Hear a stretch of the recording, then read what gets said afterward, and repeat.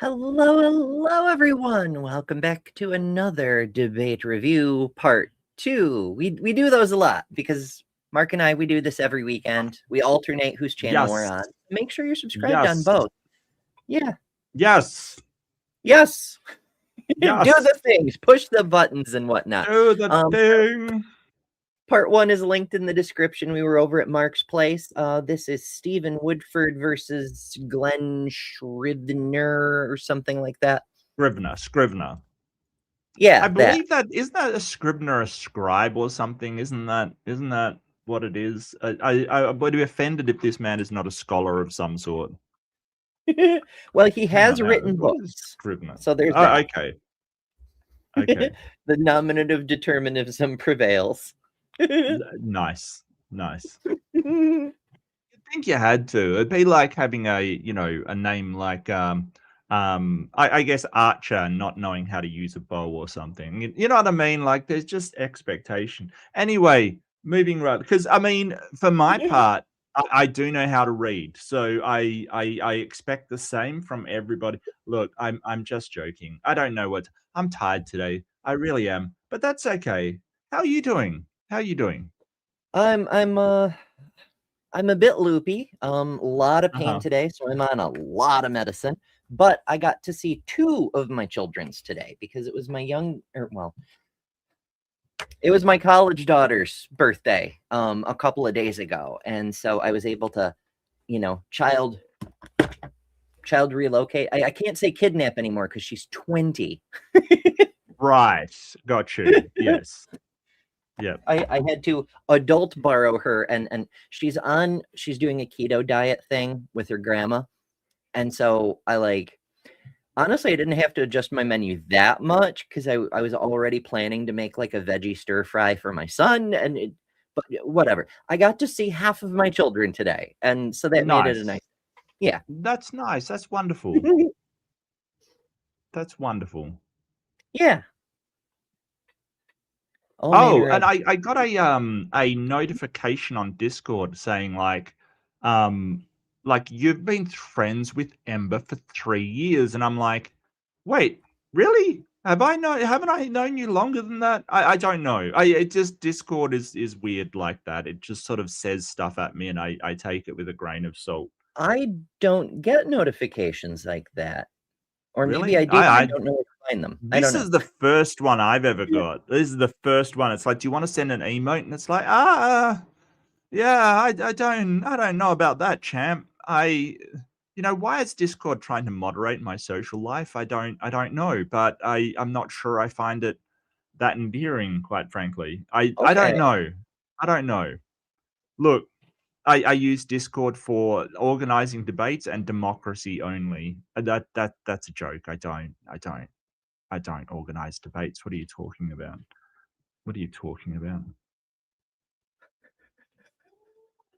I got the same thing. I opened up our private messages. And I really? Yeah. I don't know how I feel about that. It's like, Discord's watching me. Why are you watching me? And by the way, if you want to join, do you have a Discord? I don't think you do. Maybe it's a new feature. I don't know. Maybe. I don't know. Yeah. We've known each other longer. It's just that's when we had a connection or something. Like Facebook does the same thing. It tells me that you've been friends with your mother for 6 years. I'm like, I've known my mother a little longer than that.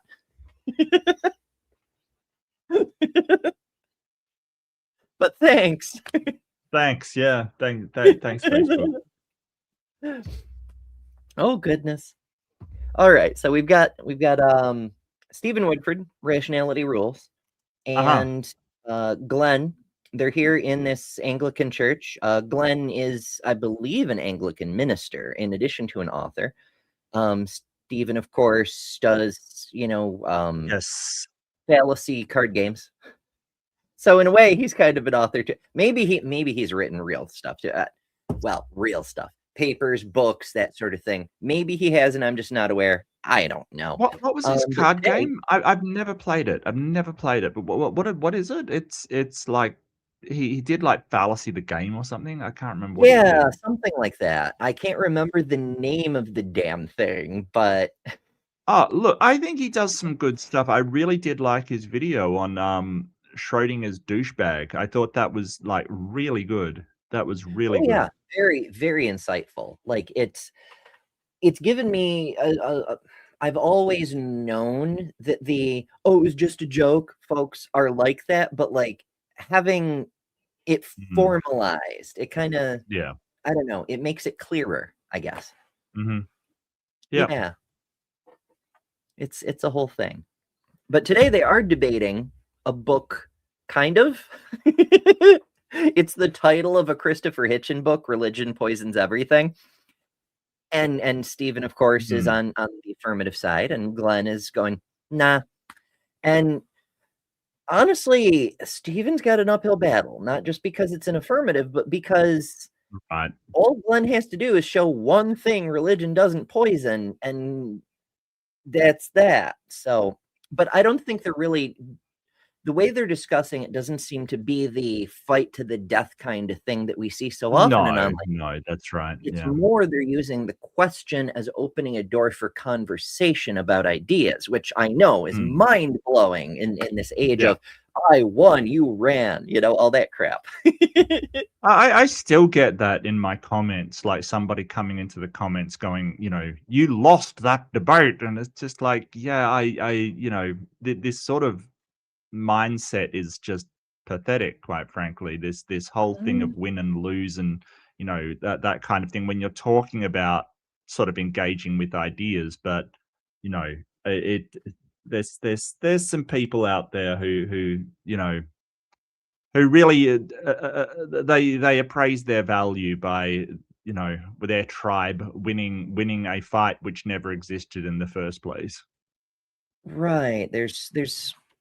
I've noticed a thing that there's prescriptivists, there's reificationists, the people who say I have a model of how reality works. Reality is wrong. My model is correct. Whether Right, they're right. flat earthers or they're appeal to definition guys, or Yeah, the I made a proposition and I won the debate, therefore that's reality. right. That's not how anything works, bestie. You can't Hmm. just, they really, really believe that you can just declare things into being. Hmm. And that's not how things work. My goodness. Thank you all so much for joining. It's lovely to see you all. I see Crispin has been waiting. I'm glad we managed to catch you before you had to take off. Um, let's see. Right-handed Sith is doodle bugging around. There's a soot and also a deviant. Look at Oh, that. I miss Jin is Debian. here. Yeah, deviant's being sneaky, as deviants often do. Vesta's here. Oh, thank you, Vesta. I appreciate that. I have a slight side tangent. There was a fellow who's become obsessed with me recently, as many internet trolls often do when they figure out what kind of human I am. And he made a video about me where he did that thing where they make an AI image of a man and layer it over me, because nothing says observable reality quite like having to fictionally generate an image. I do people do that? I Oh, yes. okay. What the I know, it's hilarious. It literally makes me laugh every time. It's hateful, dishonest, stupid, and etc. But that's kind of the level of delusion that these people who think they can declare what reality is live in. But what took this guy above and beyond was he made a point of saying, I have layered a more accurate image of what Ember looks like over what Ember actually looks like. But I couldn't do anything about using incorrect pronouns, Ember's voice. It's very clear that Ember's putting on a fake voice because it sounds like a woman's, and therefore it can't really be Ember's real Oh, voice. yeah, no, it can't be, yeah. Like, when my friends tell me I sound fine or they like my voice or whatever, of course, I completely ignore them because they're my friends and therefore biased and their opinions are invalid. But when someone who openly hates me says my voice passes, that's actually kind Nice. of a good day, TBH. That's nice. Yeah. What a wonderful person I am. So being sarcastic. Wow, what a douchebag. Like, seriously. What is wrong with these people? I I can only speculate. I mean, how dare It's you pretty do absolutely nothing to affect their life in any way whatsoever? How dare you? How dare you exist? What the hell? well, in fairness, that's a question I've asked many times too. Ember, how dare you Well, exist? What the that's fuck? not a Who thought this question. was a good That's idea? a statement of outrage, I believe, which is actually dripping with sarcasm because, like, what the like? I weird. What weirdo? See, I got a comment on my thing saying that it like, oh, what was it? Who did I do on Fundamentalist Fails? It was that Stephen Woodford Woodford. guy. And someone was so outraged that it like he's like, "Oh, you attacked him." It's like, "No, I really didn't. I didn't direct anything at him personally at all. I simply held his ideas with the seriousness that they deserve, which is none whatsoever, because the idea that movies and TV are magic cast by wizards in order to make you stupefied or whatever is not an idea that should be taken seriously in any way, shape, or form. I'm sorry. I'm sorry. It's not. Yep. Then It's throw in the demons, and at that point, like seriously, I think that's a thing with the Schrodinger douchebags also, is because they will also accuse you of, personal attacks when you're attacking the ideas right, because right. they don't understand the difference. That's why they think it's legitimate to throw personal attacks in a discussion context. Right. Well, it's how They interesting. don't actually know what an ad hom is. Right, and their identity seems to be so subsumed by their religion or whatever. Any attack on the religion is an attack on them, and it's like, no, hold on a second. Let's back. Like if people say, "Oh, atheists are silly," they don't know what they're talking about. I'm like, okay, well, that's your opinion, mate. Like I don't really care. It's not a personal attack, but obviously attacking gender absolutely is, and it's like don't you have an argument for what Ember is saying? Like, can't you come up with an argument against, "Oh, yeah, you don't have any. That's right. Totally forgot." No, Stephen Woodford. No, it was a guy in my comments, Deviant. Like, save your rage. So no, it was a person in my We're comment. gonna fight the comments, people. I gotta respond to that commenter because it's just too hilarious. It really is.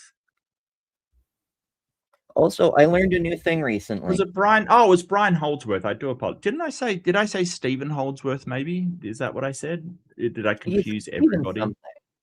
Oh, okay. Well, I mean, yeah, It's that's all my good. fault. I'm sorry.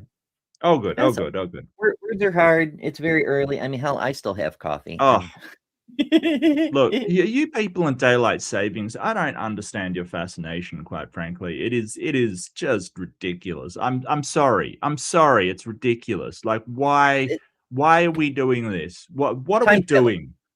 We're obsessed with time travel because the people who think they can just declare things think they can declare it's an hour later or an hour earlier or 1938.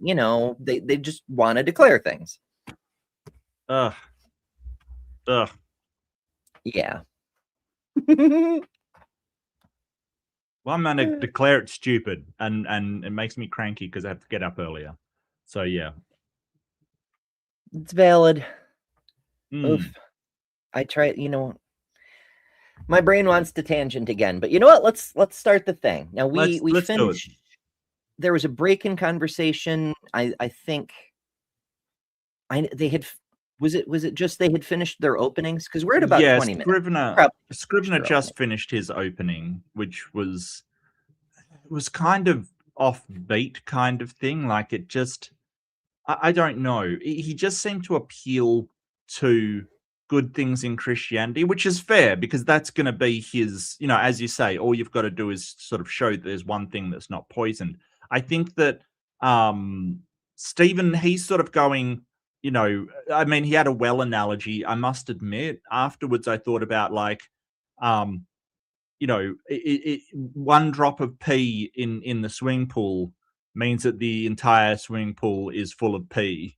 right? Because it spreads out to everything. I think that's basically his argument, like how much poison in a well is the, well poison. And that's not to say that he's trying to appeal to a fallacy. That's literally the title of the debate. It poisons everything kind of thing. So,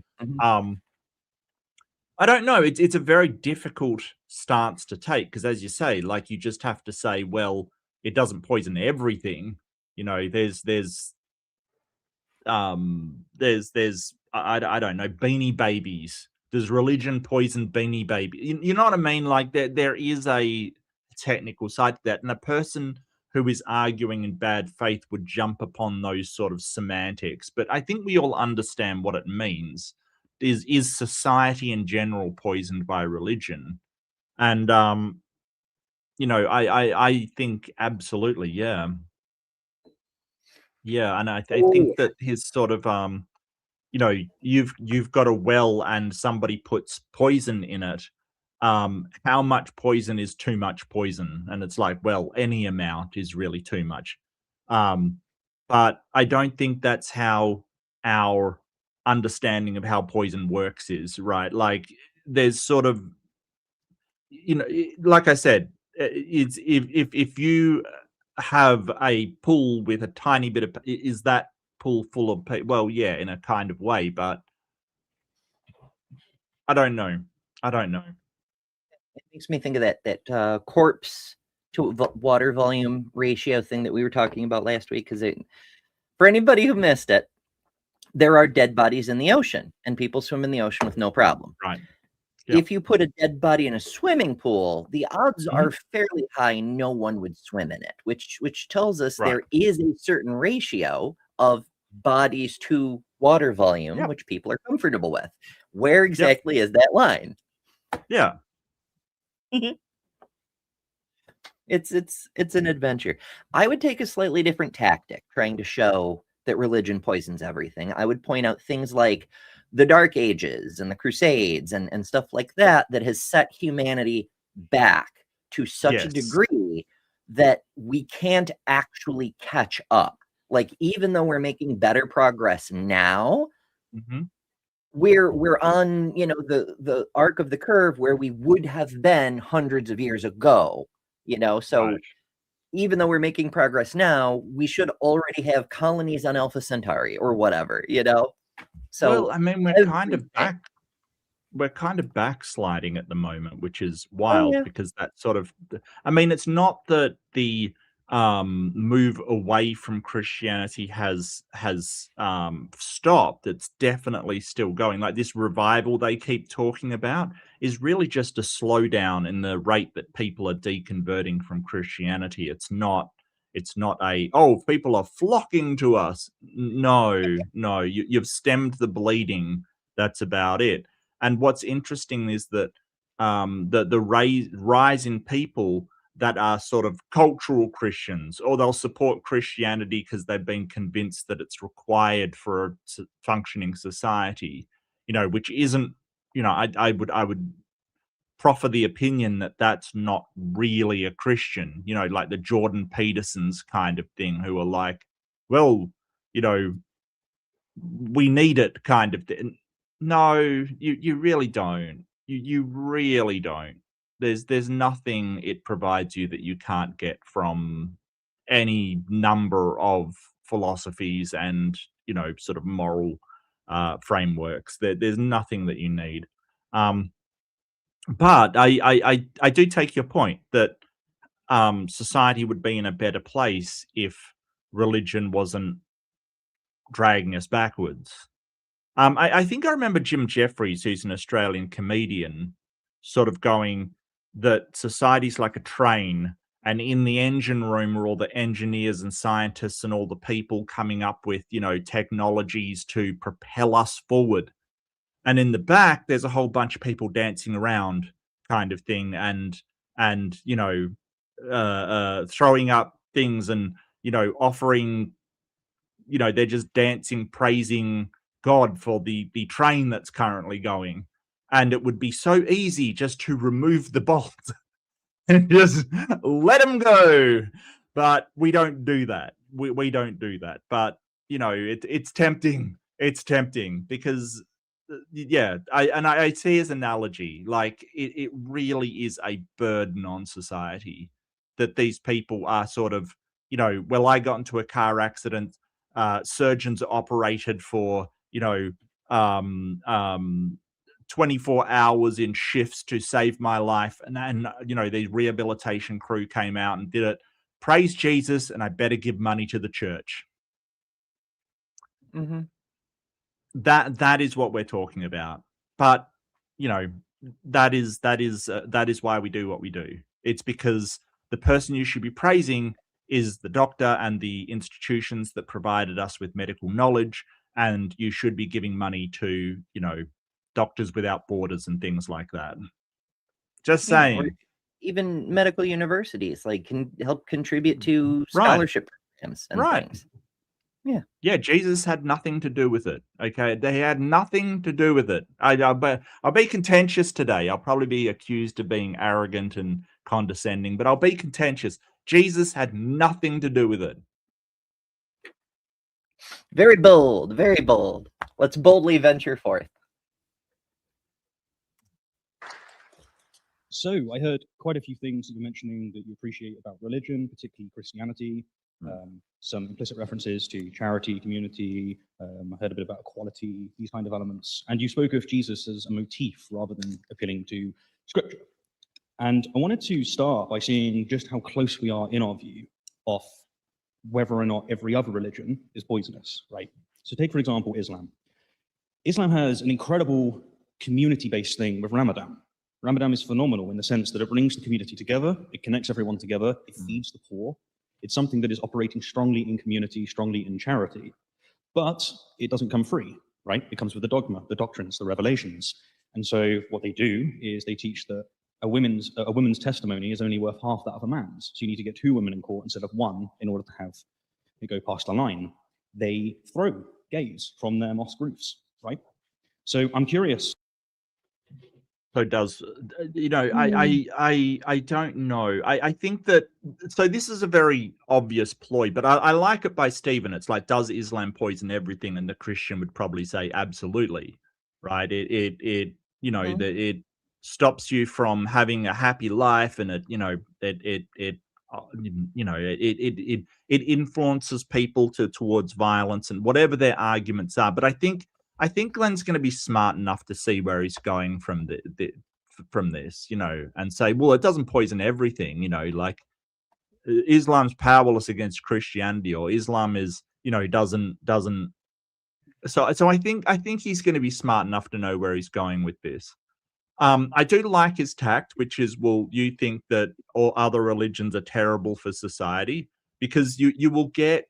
It's very hard to find a Christian that will accept Islam as a equal with their own religion in society, right? Some may be completely accepting, don't get me wrong. I'm not saying that all Christians are like Islam is bad, but rarely will they put it up as, well, Islam's just as good as society as Christianity. Now, I think that would I agree, Ember? Would I agree? I think that they are both bad in different ways. I think that Christianity, I mean, that's obviously more prevalent in the West, but sort of Islam's ideas of LGBTQI issues is appalling, absolutely appalling. But I think that Christianity has its own appalling things. It's sort of self-deprecation, it's self-flagellation of you are but a rag is really appalling. It's really shocking. So I don't know. They're both bad in each in their own way. It's there is differences, right? But what really brings me up short is Stephen broad brushing all of Islam with the acts of ISIS, right? Throwing gay men off of the mosque roofs. Like, that was specifically ISIS that did that, which is, a rogue state / terror organization. It's not mainstream Islam. Now, that said, there are Islamic countries where a person can be given the death sentence for being a gay person. Correct. Yes. However, there are Christian countries where that's true also. So Are there? Uganda, What Christian country? at the very Oh, least. okay. Yeah, gotcha. Okay. Yeah. Yeah. No, that's fair. That's fair. Yeah, like it's not just criminalized, it's a capital offense. You get put to death Yes. for it. What the Yes. fuck? And in both cases, for Islam and Christianity, it's because of religious reasons, not because Right. there's some pretense of, well, we need to keep society running, and that means only men and women to make babies, or do whatever the hell label they want to. No, they expressly say it's because the holy book says kill them, you know? Right. Yes. Yes. Do you agree that that's poison?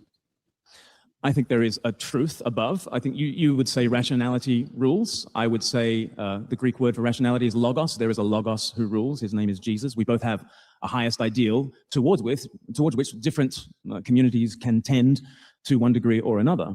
And I think we actually have very similar instincts on that Muslim community. Our very similar instincts, I would say, are because we've both grown up. Yay, let's be racist together. We have common ground. Well, Islam isn't a race, but it's definitely, let's be bigoted. Look, there's a logos, and we both realize that Islam's bad, so that's an underlying truth. Come on, dude, seriously, you cannot. Like, what he's asking is, does Islam poison everything? Is he smart enough to say, oh, it doesn't poison everything? Or is he going to lean into, yeah, both you and I realize that Islam poisons everything, but not my religion. Not my religion. Like, you know, I just lean in and like just own the special pleading, or I don't know. I mean, maybe he's like, yeah, maybe he's not as aware as I am of how similar the religions are if you actually put them side by side. I know that's going to make them angry, but they are actually similar.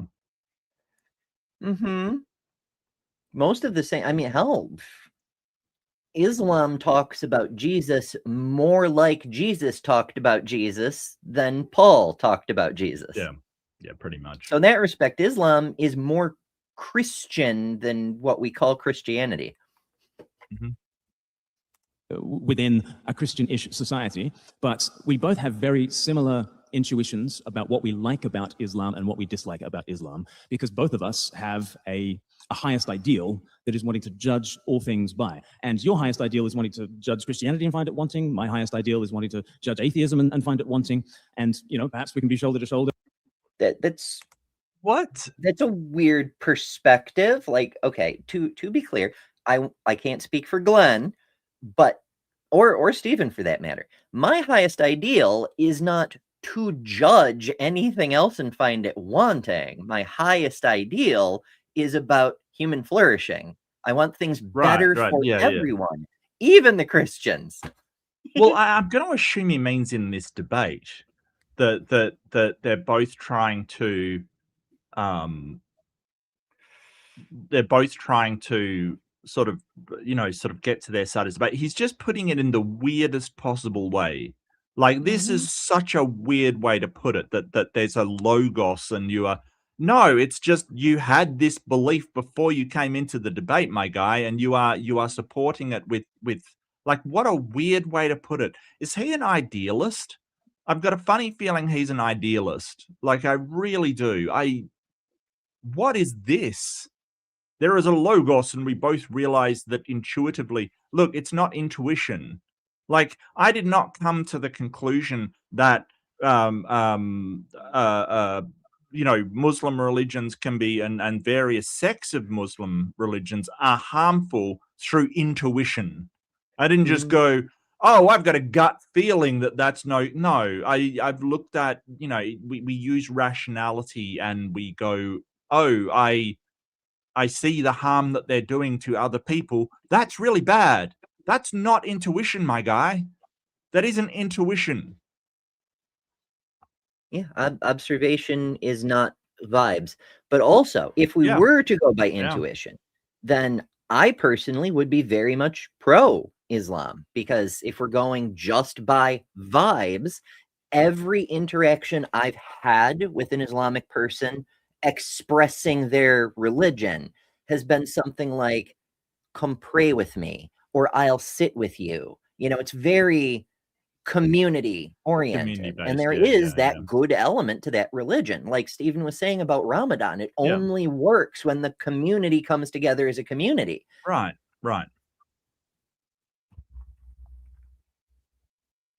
And look at other communities and say, yes, there is good and bad in them. But then you've got to ask the question, what is it that is judging this good and that bad? So let's see if we have common ground. Is Islam poisoning in that instance that I gave you? I'm trying to get a definitive answer before we look at Yeah, the ground yeah. truth. I get what Stephen's saying is absolutely correct. That he just did not answer. He just did not answer. He's basically, oh, look, we are looking through the logos, and you're trying to show this, and I'm trying to show that. Yeah, I know, but does Islam poison everything was the question, which he didn't answer. My guy. He's looking to God for it. There's so many pastors who don't actually plan out their sermons because they expect the Holy Spirit to whisper in their ear while they're up at the pulpit. I wonder if Glen didn't prepare for his debate because he's trying the same thing. Well, I mean, it's an open discussion. You've got to be able to, be off the cuff, because you don't know that he's going to ask about Islam. But that answer, I mean, I'm not even sure it related to the question. I don't know. I just, the fact is, like, Jesus help me with this atheist. Jesus, take the wheel, is what he's saying.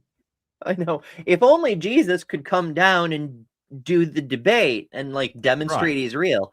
I mean, that still wouldn't answer the question about whether religion poisons everything, but Right. it would answer several questions. Yeah. Broader question. Is Islam in general, like in what sense? So they make explicit reference to the Quran, to the Hadith. Right. This is how they're justifying throwing people off of the roof. Oh, we can agree with that. Yeah, that's poisonous. So that's poisonous. Yeah, that's poisonous. Yeah. So is that everything? But you just agreed that is not everything to Islam. There are good aspects to Islam, so it doesn't poison everything. No, because the community aspect is good. Yes, I understand what you're saying. What I said is that religion cannot contribute something unique without introducing something bad. Okay. So what's going on there is community. There are secular communities. This is human. This is what I mean when I say that religion is claiming responsibility for building the well when they didn't. This is human. This is who we are. What is human? Like this is because you wanted to smuggle in decency, love, compassion, and hope. What? Do you need a scientific definition? What is human? I don't know what he's driving at, but it comes across as a desperate effort to derail a point before it lands. Right. Like, because he's obviously saying that religion is an addition to the culture of Homo sapiens, not a foundational thing of it. And obviously Glen is disagreeing, which is sort of weird because we're aware of time when sort of monotheism didn't exist. Mm-hmm. Right, there was just polytheism. And we're aware of a time where polytheism didn't exist and it was just animism. Like spirits and, sort of spirits of rivers and things like that. So I don't know. He's sort of saying, what is human? What makes human? You don't think there was communities before religion? Mm-hmm. You don't think humans... organized religion requires a community, because if you don't have a community, you just have people going, hey, why do you think there's rain? Like, people just randomly talking. You never end up with, like, worship practices. Is he like a young earth creationist or something? I don't know.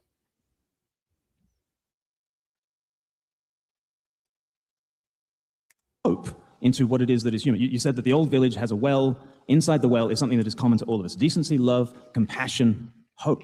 You've smuggled in a whole heck of a lot of stuff. You begin your videos. It's not smuggling if that's the hypothetical. Like, that's the point of the hypothetical. These are things that humans already have without religion. And we know that's true from archaeology. It's not like someone one day went, maybe Zeus is like in charge of the universe and suddenly humans figured out morals. got hit by a lightning bolt, you might say. So apparently he's not a young Earth creationist. Now take this with a grain of salt because it is sort of the AI overview that just popped up. But apparently he affirms the biblical account of creation, but he refers to parts of it as a poetic vision. And so he sort of he moves away from a literal 24-hour day interpretation, but still thinks that that's the creation. It accurately described. So he's not a young Earth creationist, but he is a sort of biblical literalist. Yeah, like possibly you might say an old Earth creationist, but even then, Yeah. I don't know. So we're sort of saying, hey, all of these things like community, family, all kinds of this stuff exists without religion. And we've got plenty of societies without religion that still do all of these things. Love, caring for people, altruism, all of these fundamental concepts still exist without religion. Because if you take away the religion, people will still do that, as evidenced by all the societies that aren't religious that still do that. And he's going, no, I think you're smuggling that in. It's What? We're like 2 layers deep into red herrings, I think. Maybe. Yeah. Hmm. Because he's sort of trying to say, hey, I think he is trying to claim any good human experience as coming from God. I think he really is trying to, I mean, I don't know if there's a stolen valor for human experience, but I think that's basically what he's trying to do. He's trying to say, hey, all of these things that, they belong to God gave it to us. Oh yeah, the Frank Turek thing. You can't have hope without Christianity. Yeah. Right. Which is sort of what he's doing. And like it's just ridiculous because societies that don't have Christianity still do these things, and they want to claim, well, it's because of Christianity still, it's because of my God. You just don't know it. It is unfalsifiable, just a wanton claim. All of the evidence seems to suggest that humans will care for one another, even if there is no religion involved. There is no, I don't like what it. I don't know what his argument is, except for dogmatic assertion, just basically saying it's true over and over. Yeah.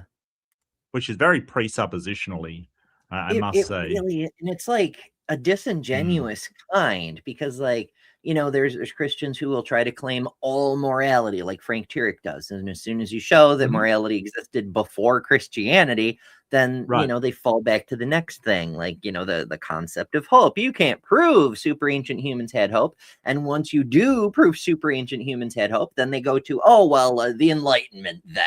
Like the printing press. It was the Bible that caused the printing press to be the great success it was. And they just bounce back to the next thing. It's Mott and Bailey. Right. It's like Attack on Titan, 7 wall layers, to stop the atheist from really getting that these core values seem to be a human thing that have been done by humans all over the world. And Christianity, like the only reason missionaries of Christianity could do what they did was because other cultures went, yes, come in, we won't be evil to you. Like how does that happen? Because, except for maybe the North Sentinel Islands, maybe, just saying. Yeah, quite possibly. But I think there's definitely something to that. Like we ended up with the East India Trading Company basically taking over the subcontinent. We ended up with China split into those spheres of influence. We ended up with Japan becoming, the shogun state. All this stuff because Europeans showed up and they were like, yes, come in, be our friend, be our trading partner. And the Europeans tried to own everything. And so now they're like, okay, we need boundaries, no more foreigners, get out, Yes. like the Opium Wars, for instance, where they literally tried to use opium to control all of the markets, kind of thing, was absolutely disgusting. If you look at the history of basically it was the British Empire, let's face it, like mostly, that sort of caused all of these problems. Yep. Oh, there's so much stupid history. It hurts my head sometimes. Jake Green's saying the same thing happened in the O'Connor debate. Scrivener saying, "Where do you get your morals from?" I don't know which debate came first, but he's clearly pulls the same shit. Yeah. Yep. It's interesting how people like Scrivener just like they come out of nowhere, like they've been floating around, but then all of a sudden they debate Alex O'Connor and Stephen Woodford and so like a publicist is like, you need to come back. I'm going to get you some top-notch opponent, something like that. I don't know. It's weird. Well, it would be interesting to sort of, to talk to him and you could lead him down this route, right? That is, well, we've seen, I think it was some Australopithecines, one with a broken leg and some with no teeth that were clearly older than their injuries. If they had those injuries and no one took care of them, they would die, right? Like the climate of their environment and the nature of the world they lived in, they would absolutely buy the farm, kick the bucket, shuffle off the mortal coil. They would definitely not exist if someone didn't take care of them. So someone obviously cared for them enough, the tribe cared for them enough to, nurse them back to health when they couldn't do so. That means, bringing them food, bringing them water, tending to them as best they can as a, sort of Neanderthal can. Sorry, an Australopithecine can. But like, would he say, no, what is his position on that? Because if he goes for Adam and Eve, were they Australopithecines? What is going on here? Like it quickly breaks down to absurdity that, well, Christianity was responsible for that caring back before Judaism or even any kind of religion. Like, what are you even saying? Or is he trying to say that, well, it comes from a god and they were aware of a god? And then you're sort of arguing that Australopithecines had morality from a god when they couldn't even make tools. Like, at that point, you're sort of like, really? Is it even morality? I don't. It's very, very, God very reached down and didn't heal the person with the broken leg, but like moved everyone else to help them not die. right. Well, you also have instances where animals care for one another. Like wolves will slow down for pack members that are sick and things, and you have to say, well, do they have Jesus? Is there a wolf Jesus out there running around? Like, that's the origin for their sort of morality. So a sheep in wolf's clothing. It writes itself. Emma, you're amazing. That's too good. That's too good. Sheep and wolves. Yes. Wolf Jesus is the new mascot of some sports team. I don't even know what yet. Nice. Look, it can't get any more stupider than Bigfoot Jesus. That is the worst. Maybe there is a Bigfoot Jesus. I don't know. You know what? I've totally lost my train of thought. That's too good. That's too good. So I've had, I know where I was going. So I've had this argument with Brie of Hive Science. I don't think that just caring for people really rises to the level of morality. I think that it's a proto-morality. I think that, empathy and stuff plays into it. I don't get me wrong. It's good. It's definitely a tendency, a influence of good and evil. Gotcha. I'm with you. morality is supposed to be a code of conduct, and the only bone of contention I have is it doesn't rise to a code of conduct that humans seem to have, right? Like our sort of good and evil is so developed, we have a code of conduct. And that's my argument against animals having morality. But they definitely have some sort of proto-morality, and they definitely care for one another. So where does that come from? But this is I'm just about to say, is that even on topic? It kind of is, isn't it? Mm-hmm. Because if you're talking about poisoning everything, you're really talking about you're really talking about morality, right? I mean, to some extent, but also specifically, yes, because Yeah. anything you can think of is part of everything. Mm. Probably. Except Yeah. God. Because if the Christians are right and God exists at no time, in no place, and outside the universe, then he wouldn't be included in everything. So religion poisons everything except God, because God is not in the set of the everything.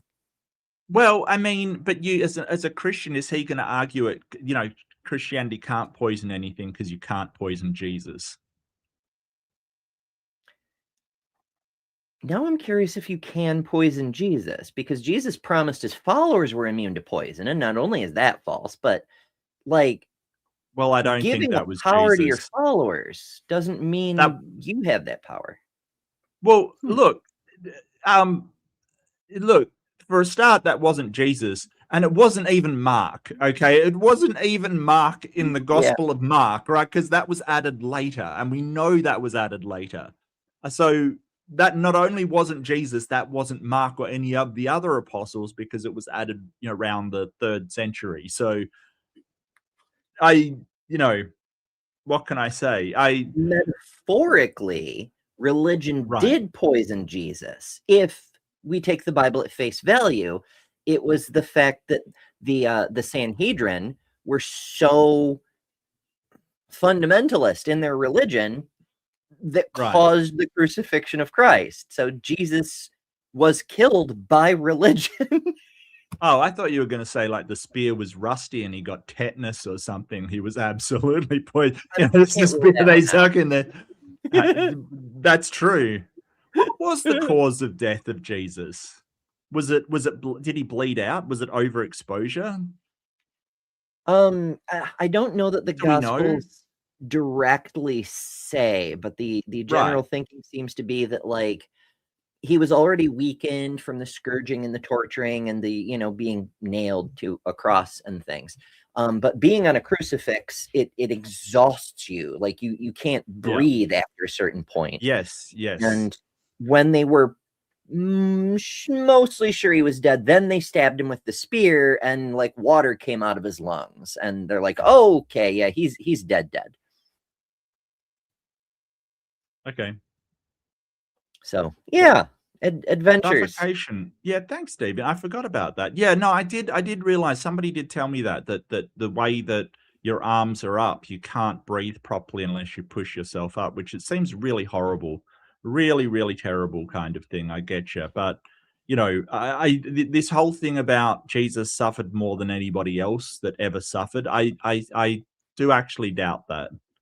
I do actually doubt that. I think that's horrible, but I think that there's been some, like the I think it's the roaring bull or whatever that they used to have in I think it was in ancient Greek times, where they basically the bronze bull, where they have a bull that they put somebody in, then light a fire over. That is pretty freaking bad, to be honest with you. That's a lot. That's a lot. Humans suck. Can I just point this out? Humans are terrible when it comes to ways to hurt one another. It's really bad. Oh yeah, roasting alive. I mean, being burned at the stake, kind of the same thing, but like, yeah. I don't. I really don't like to think about it, because if I'd lived in that time, I'd definitely be one of the people thrown in that particular kind of oven.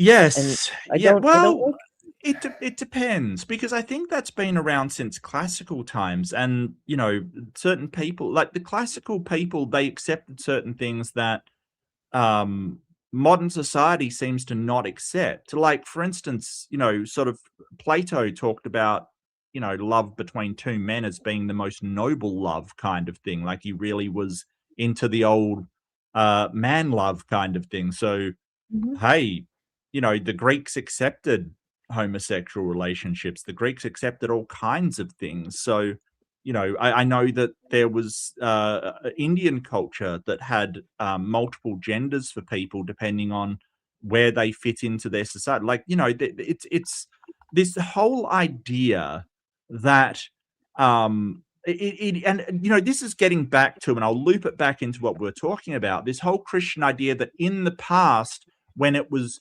that we had the best ideas, we didn't. All of the in the past, homosexuality, these deviants, it was all accepted. It was all, we banned it in the. That's not actually true, right? It depends on which culture you look at from how long ago.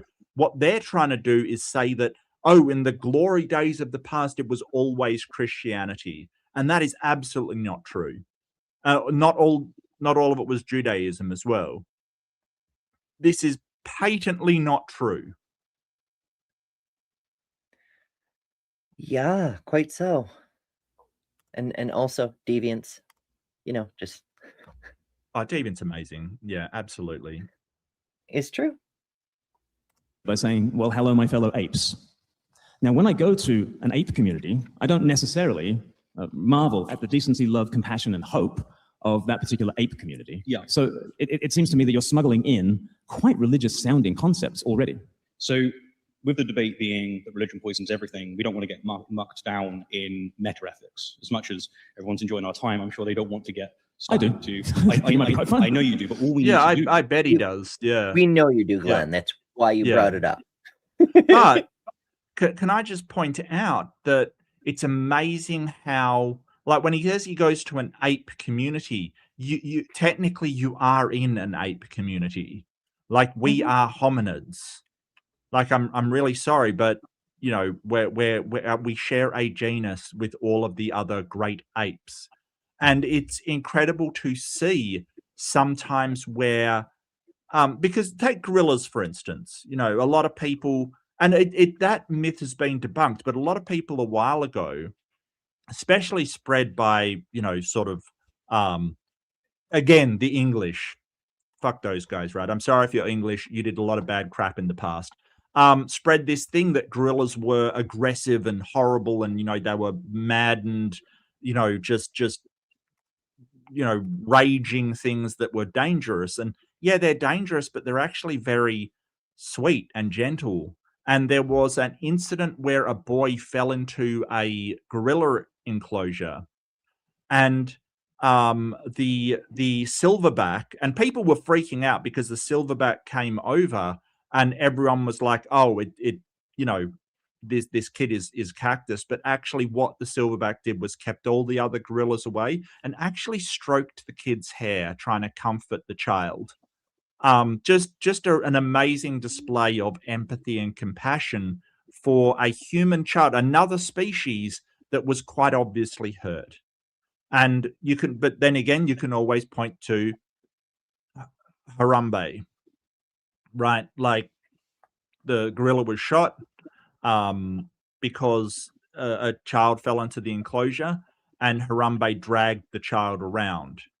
Now, that was not Harambe trying to hurt the child. The gorilla children get dragged around like that all the time. It's just that a gorilla child is a lot stronger and more durable than a human child, right? Like, it wasn't Harambe trying to hurt the child. It was the gorilla being incredibly anxious and didn't know what to do. So he would have done the same with any gorilla child, which is take the child and find its mother, right? Like, find the parents of the child. It's just there was a large possibility he would hurt the child. What that didn't mean he intended to. It just, there was a possibility. So Rip Harambe. Yeah, It's really I mean, sad. accidental harm, unintentional harm, it's still harm. But also, I still believe they should have tried to trank him first. Oh, absolutely.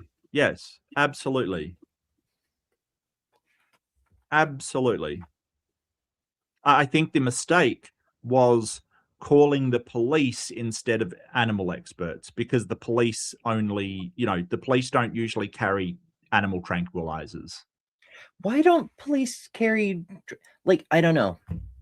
I realize in other countries things are more sane, but like, why don't the police carry tranquilizers?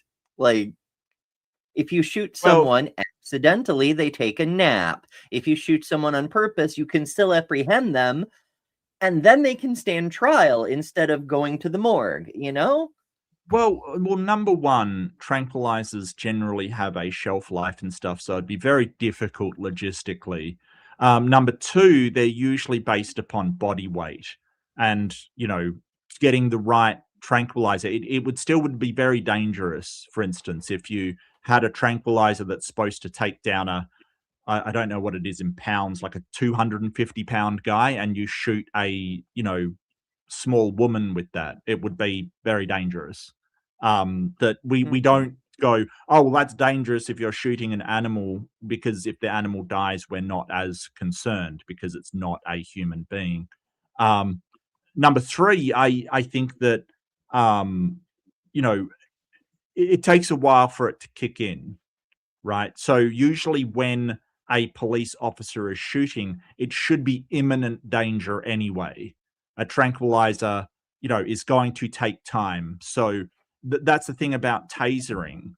It does, like, well, ideally, because there's been people that have just ridiculously shrugged that stuff off, but it stops your limbs immediately. That's why it's used, and it's still dangerous, just nowhere near as dangerous as being shot.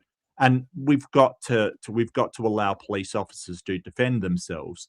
But tangents in the chat, I think that when you train officers that they've got to defend themselves with lethal force as a sort of primary motivation, that's what they'll turn to all the time. Like that's the thing that they will whip out all the time. And I think that there's other ways of dealing with people, especially things like, mental health situations. There's better ways to deal with that than whipping out some kind of weapon. Yes, never whip it out in yeah. public. Or sometimes in privately. Whatever. I don't want to tangent on a tangent. Another. Look, feel free. I mean, we've come this far. Let's lean in. Ember, I will support your tangent no matter what. I will. If only there were a logos to keep us on track. Look, Maya, I get you. I get you. I think that actually, I really shouldn't comment. It's not my country, really, but I think that there is a I think that police officers are incredibly afraid, and that worries me, because afraid people do violent things. I think that if there's one thing I've noticed about cops in Australia, is they're not afraid at all. Like, they will just go up to you and talk to you, and they're not. Okay, well, I don't know. I mean, I'm not going to comment. It's just, I don't know what the issue is then. I don't know. It's complicated. It's one of those situations where there isn't a single, simple, easy explanation, possibly aside from gross corruption, but even that doesn't cover everything. Ultimately, the United States is really fucked up, and police officers, law enforcement generally, are people. Some of them want to do good and think of themselves as superheroes, and some of them want to do bad because no one will stop them, and most of them just want to get their paycheck and go the fuck home. Well, I granted, I'm not talking about the ones that are corrupt and, you know, they're doing whatever they want, or some person on a power trip. I don't know if it's like that in the US, but that's not the majority of cops in Australia. They're generally not on some sort of power trip, as far as I'm aware. Um, I I I don't know. I'd love to have you on, Maya, and talk to you about it and stuff, but you know, that's up to you.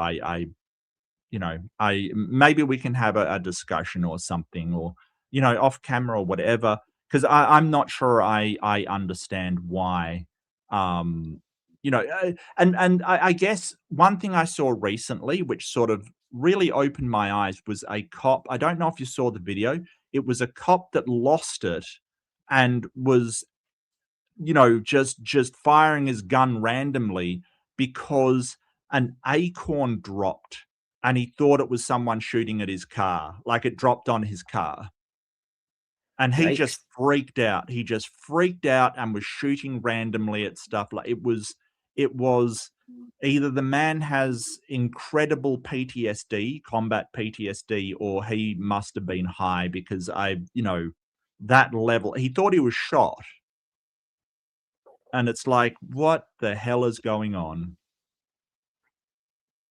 It's yeah, he a person like that, whatever the reason is, he should not have access to a firearm, because holy fuck. But I would like to see a conversation between you two comparing the different, you know, I don't know how to phrase it, like the stereotypical law enforcement officer, because I've seen enough Australian media that I get the general impression that most of the people in public service roles want to do good and make society better. That's why they do that. That isn't the case in the US. It's people like become librarians because they want to make society better. They become police officers so that they have the power and they can hurt people, you know? Right. Oh, there's definitely cops like that over here, but you know, I wouldn't say that it's the majority kind of thing. And you know, my brother's a police officer, and you know, he's just a solid guy. He's just, you know, he's not out to get anybody. He's just a real solid guy. You know, his entire family, his wife's a nurse, you know, like just public service kind of thing is their thing. It's their thing. And hey, I respect it. Yeah. I don't know. I think it would be an interesting conversation that could shed some light on underlying elements and themes within both societies.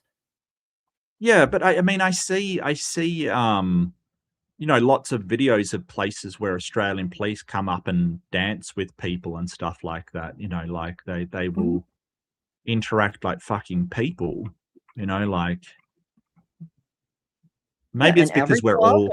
You get that here in the US. I mean, you'd expect it more often with like 365 million people and things, but alas, but we do see it from time to time. You know, we'll see, you know, police get called because suspicious kids are acting suspiciously, and then you end up with a TikTok video of Officer Thomas skateboarding with the local kids, you know? Right.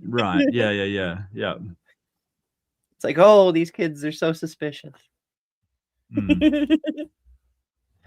So anyway, but I will put out an olive branch to Maya and say, well, fuck ICE, like seriously. Everyone should, well, don't fuck ICE. They can die virgins, but yes, fuck ICE. Yes, yeah. Is agree on whether or not a proposition is good or bad. Okay. Then we can evaluate whether or not religion helps that is or meta-ethics. hinders. Okay, all right, that is meta-ethics. Yes. Like because who gets to say what is good and bad, and on what Because basis? we're not in the business of needing to. All we need to do is to agree, right? So say say there's like two physicists on stage. Yes. They can agree that right now you're sat in a chair, Yes. but you could play Philosophy 101 and say, can you ground the chair? And both physicists are going to give you a different theory because define chair.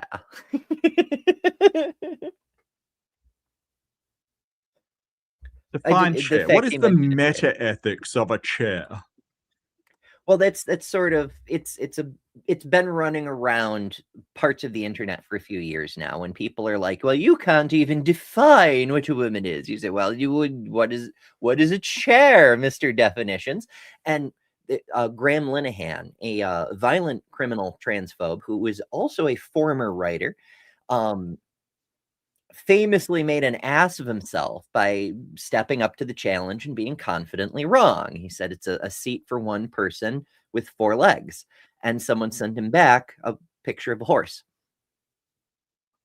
Horses is chairs because prescriptive definitions don't work ever. Well, yeah. Where's your idealism now, sir? Yeah. So what is a chair?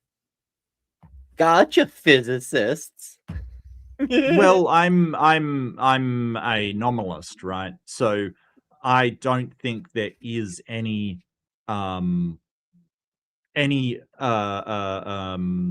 universal thing as a chair. I think it is just a label that we put on things that meet a certain criteria that we've kind of made up in our head. That's my stance on it, right? That's nominalism. You're basically saying, hey, you've given a name to something according to certain criteria that thing has, but that is only a label. It doesn't mean that a chair is something that exists in the universe, that is a thing. It's just, yeah, okay, that exists objectively, that's wood and has 4 legs. That is what we will call a chair. Yeah, Jess has gotcha. A horse is a mobile chair. Yes. It can be. I mean, it has a back. They're not wrong. Yeah. Yeah. Could be. Yeah. No, I don't know if that's precisely the way I look at things. I weirdly, I don't have a sharp description for it, but I consider humans categorize things. We like to put things into categories to help form our conceptualizations and broaden our understanding of how things relate to other things. And we do this from the time we're very, very small, before we even know how to spell the word philosophy. It's just categorization. It's saying it has a sufficient number of a certain quantity of traits that I associate with this category, to the point that I'm willing to put it in this category, to say it is one of these, And there's going to be exceptions. There's going to be edge cases, but we can just, I mean, that's what all the fucking debate is over with all these definitions, is someone is saying, here's a collection of characteristics that puts a person in this category. And another person is saying, no, there's a specific characteristic, which they can never name or pin down, which makes them absolutely a member of the other category, regardless of all the other characteristics. And it's a very silly debate because it's about definitions instead of the concept or even the people. My chair took a dump on the stable floor. I didn't think I'd ever write that sentence, but here we are. I'm glad it happened, but I didn't. Strange day. Happy spring, everyone. Well, autumn for you in the South, but details. Thank you. Thank you for being accommodating to my hemisphere. Thank you. It's a northocentric. It's a northocentric world, I tell you what. It's terrible. Just because there's you're at the center and you're out by the ice wall. No. Dapper Dinosaur clearly had Australia near the center. That's what happened. Okay. Yeah, and I think that it's just because the majority of the population is in the northern hemisphere. It's just a popularity contest that you guys win every single time. It's disgusting. It's disgusting. Well, for now. Climate change is coming. It's already here. It's getting worse. That is not going to help Australia. I'll give you the tip right now. Just the tip? Just the tip. There's not a unifying theory on what quantum mechanics is. But notice that they don't need to have the conversation going into grounding here is a distraction, because all they need to do is to agree with that it's a chair in order to have the discussion. So in this case, for instance, you and I agree that owning another human being is bad.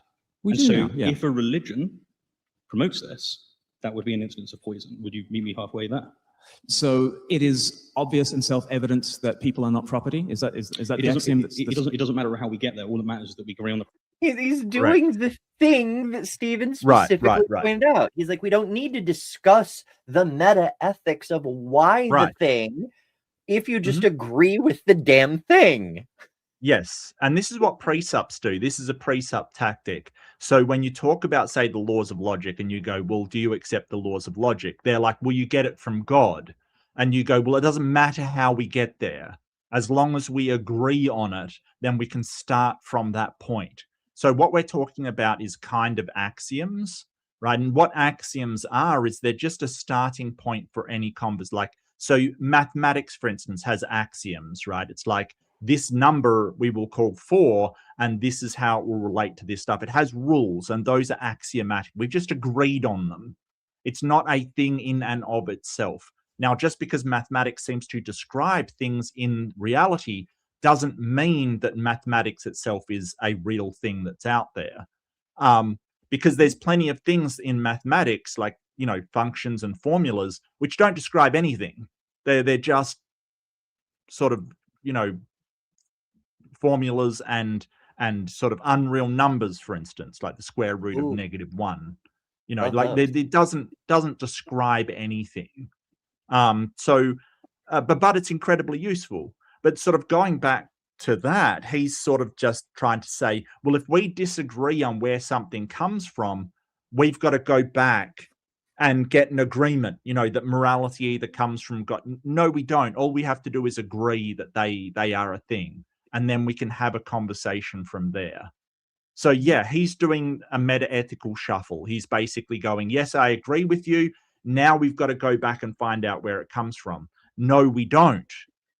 No, we don't. If we both say slavery is bad, it doesn't matter how you come by that to say, if somebody then promotes that slavery is good, is that a bad thing? Whether it comes from God or you've just feel it in your bones or whatever, like you're a motivist, you like to say, well, it just feels bad to see slavery. It doesn't matter. It doesn't matter to say that is wrong. We agree that that's wrong. And then someone comes along and says, no, slavery is great. You both will say, no, that's wrong. And it doesn't matter where you got, where it comes from. But I feel it in my bones. But I feel it in my bones.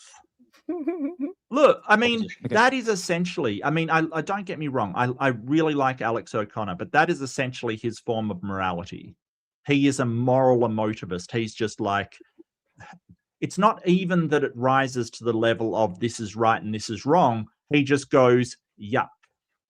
And that's his idea. Like, I completely disagree with him. Completely and utterly disagree with him. Yeah, that seems unwise. Oh. I will absolutely concede that that's how some people do morality, right? They just go, whatever I feel like. They basically use moral intuition, just whatever I feel is right and wrong. And that's fine, because generally it will follow culture's right and wrong. But I think that is not the optimal way to do morality. I think there's a lot better way to do morality. So if you're using it descriptively, I totally agree. I totally agree. There's a lot of people are moral emotivists. If you're describing their morality, if you're doing it normatively, like this is the way that we figure out what is moral, terrible, absolutely terrible. But, it is interesting how we did get there, and it was a remarkably religious effort, the abolitionist movement. I understand why you don't want us to think about how we got there, but no, I do. Spoiler That's actually alert, where I want to go. It was a profoundly religious movement to get there. So, no, actually, to the contrary, that is exactly where I want to go. So, it's the 4th century, and Christianity takes over the Roman Empire. Incredible time, celebrated greatly by Christians, and they are able to do what they need to do at that moment because they take over the infrastructure. We have Christian dominion here, right? And we have it for the better part of. Are you talking about Constantine, Byzantine Empire? Because if he is, I think I know where he's going with this. Because I've used this myself. No, specifically what he's talking about yet. He's just saying Christians control the empire. Well, it didn't. Okay, so just a bit of backstory. The Roman Empire, when it split, I hope you know, it split into East and Western Roman Empire, right? Like, so there was sort of, when the Roman Empire broke down, it basically split into two. And the Western Empire, to put it bluntly, went to shit. It just broke down completely. It was basically a whole bunch of city-states that were each sort of doing their own thing, if you will. The Eastern was not like that. Okay, it was Constantine. He used Christianity, solidified the Byzantine Empire, right? Like, so that was the eastern part of the Roman Empire consolidating into another empire. And the leader of the Byzantine Empire was kind of like the king and the high priest at the same time. He was the, archbishop at the same time. So the Byzantine Empire is fascinating because it still had slavery. Right, it wasn't like Constantine took over and slavery was. The Byzantines definitely did a whole bunch of slavery. So, the idea that these morals come from Christianity does not seem to be the case, because when they're actually in charge, they don't stop it. Mm-hmm. Similar thing with the United States, which is where they often go to. But of course, these two being Brits, they may go a slightly different route. But yeah. In both cases, it was religious people in charge for a very long time. It wasn't because of religion that they stopped doing it. In fact, a little while back, we did one of the daily morning shows that I do here on my channel, currently titled Deep Dives Daily, but it's been under a few different titles over the several months. We've been doing it every single day. Yeah, I digress. Slavery. The first slave ship in the New World was named Jesus. And when the I forget which, was it Drake? No, it wasn't Drake. It was Hawkins, whoever the fuck it was who had the ship, gets back to England. Queen Elizabeth is horrified. You did what? You sold human beings as property? Why, the gospel, yada, yada, yada. And then he just shows her the pile of cash and she goes, okay, I'm giving you 20 more ships. Nice. Yeah. Turns out morality goes right out the window and there's a profit margin, especially when it's an externally imposed morality and not something of your own. If you believe it because a book tells you to, it's a lot easier to chuck it out the window when you can get paid for it than if it's something you believe for your own reasons. Weird, right? Mm-hmm. Still. And so they have the ability to say, guys, slavery, it's wrong. We shouldn't do it. And yet they didn't. They didn't do it. And the question is, why? Because they did make other profound differences. For instance, they said, no more killing of children. Wonderful thing. As an atheist, I'm able to look at it and go, good. See, here's an instance That's of not religion. poison. So religion doesn't poison. It doesn't mean that everything is bad all the time, as I clarified at the beginning. It's not, you have to take the totality of it. Okay, but in the not killing of children, that was essentially a human universal that Christianity overturned and was the pioneer of legislation against it. Again, Glenn, the point is not that Christianity has never done anything good. The point is that Christianity has not done, well, not just Christianity, but no religion has done anything uniquely good that only they could do without also bringing in something bad. That's Stephen's position. And also making it illegal to chuck babies into the woods didn't actually stop the practice. Putting it on paper legally does nothing religion-wise or culture-wise, because the emperors and their successor heads of state every generation or so had to put out a new declaration. Stop chucking babies into garbage dumps and into the woods and things. Like, you can't do that. It never, ever. We were still doing it in the 1960s. It never changed. So I don't think Christianity gets credit for putting a stop to that. Yeah, I don't think you can sort of, if you get bitten by a snake, I don't think you can point to a few blood cells and go, well, those don't have venom in them. I think, what what I think that Stephen's done a really good job at expressing what he thinks poisoned meant. And if you didn't see the first one, that's on my channel. He kind of points out, like, if you've got a well, everyone's drinking from it, you put a tiny bit of poison, it's still poisoned. You know, like you can't really have any venom in the system without saying it is poisoned. Now, it may not be that you die, you may just be a little bit off, or you may not be affected at all. But as soon as you introduce that tiny bit, it is poisoned. You know, I guess it's like, well, sort of, if somebody pees in the pool, it doesn't matter if you're over on the other end, the pool is still peed in. Okay, I keep using, I'm going to stop using that analogy because it's absolutely terrible and I feel uncomfortable with it already. But, you know, the whole point is that, and as Ember rightfully said, and was really good observation, like, you know, the ocean has dead bodies in it. Like, regardless of whether you're swimming around and you will, you know, it's over on the other side of the world, it still is the body of water. Like, you can't add any, you know, stuff to it. So yeah, I really appreciate what Stephen's driving at here, that you can't just point to some good that it's done and said, well, that's not poison. It's like, yeah. But the thing that you're pointing at, humans would do anyway without the religion.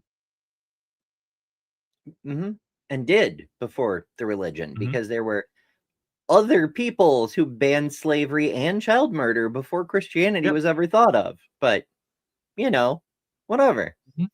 Yep.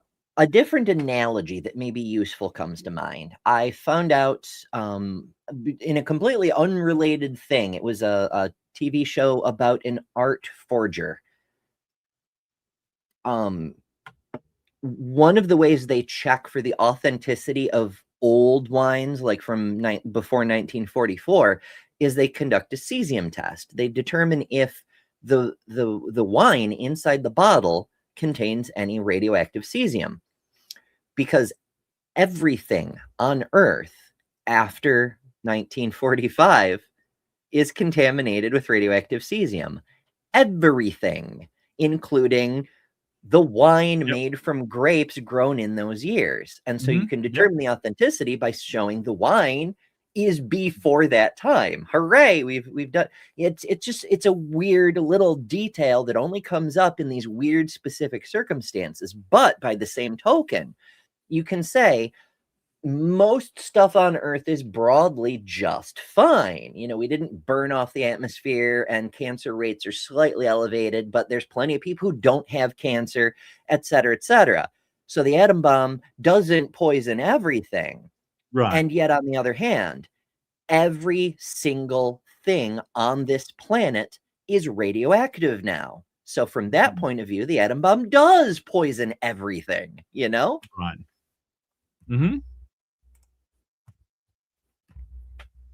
Does the Big Bang poison everything? The Big Bang invented poison. Damn it. You would have to say that all people at all times were killing babies all the time, and that's not the case. I mean, there were some Germanic tribes that weren't doing it. Obviously, the Jews weren't doing it. It's also an assumption on anthropology that we can't make later. Well, okay, so I want to be clear on this. You know, when he says the Jews weren't doing it, well, Judaism is a thing that developed over time. Like, before that, the tribes of Canaan weren't actually Jews. I mean, there were Israelites, there was Amalekites, there was all kinds of, you know, different tribes around. They weren't Jews because that hasn't arisen yet. And, you know, I do know a biblical scholar that's sort of really, really serious on that. He's like, don't refer to the ancient tribes as Jews, they're Israelites. And it's like, okay. And that's not one of the people you probably know. It's a different guy who lives in Israel. I probably got to send an email and check on him, to be honest with you, because things are getting funky over there. But, you know, so when he says the Jews didn't, I think he means Israelites, and they kind of did.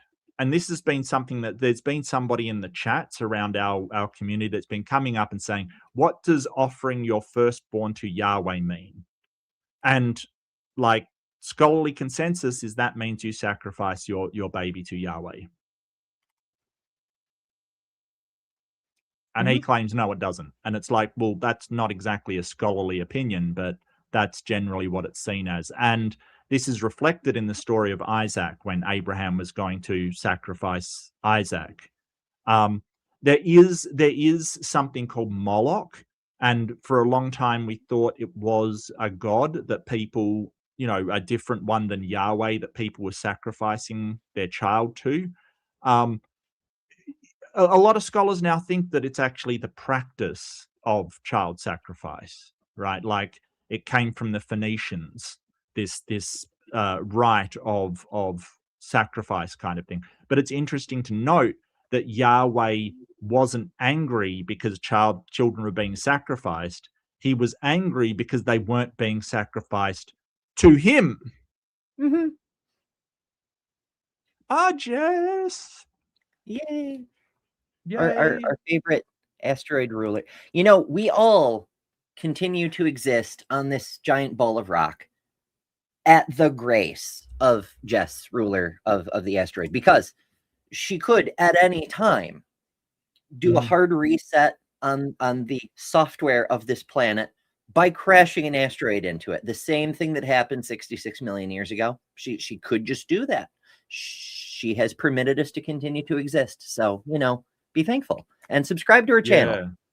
Yeah, the dinosaurs fucked around and found out.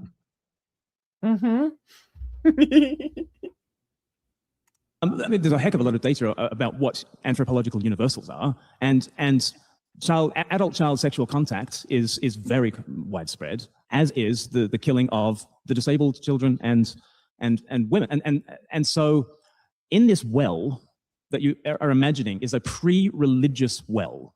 In this well, there is what? There is the assumption that slavery is out and infanticide is out. No. Like again, okay. There's different moral views that different people have. What I'm doing is taking the precepts that you and I agree on today.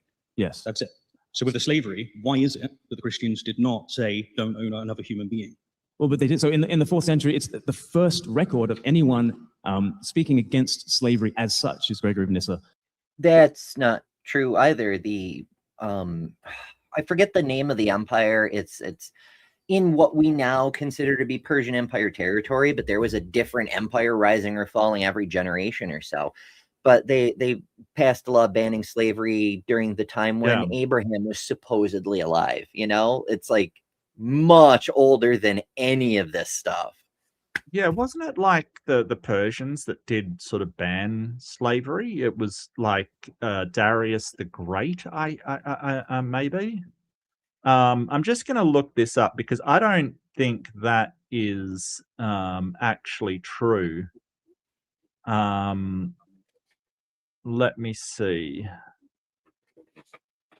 Okay. So early in the 6th century BC in Athens, the Greek lawgiver Solon abolished debt slavery of Athenian citizens and freed those already enslaved due to a set of reforms known as the Sysothea. But did that free other slaves? I don't know. Did they have other slaves? I don't know much about 6th century Athens. Well, yeah, that's true. I know that the Spartans were like they had an entire caste system based on slaves. Theirs were called the Helots, and theirs was incredibly. It did not abolish chattel slavery. Apparently, non-Athenians, captives of war, remained legal. But, the first time somebody spoke out against slavery was not in this, Yeah,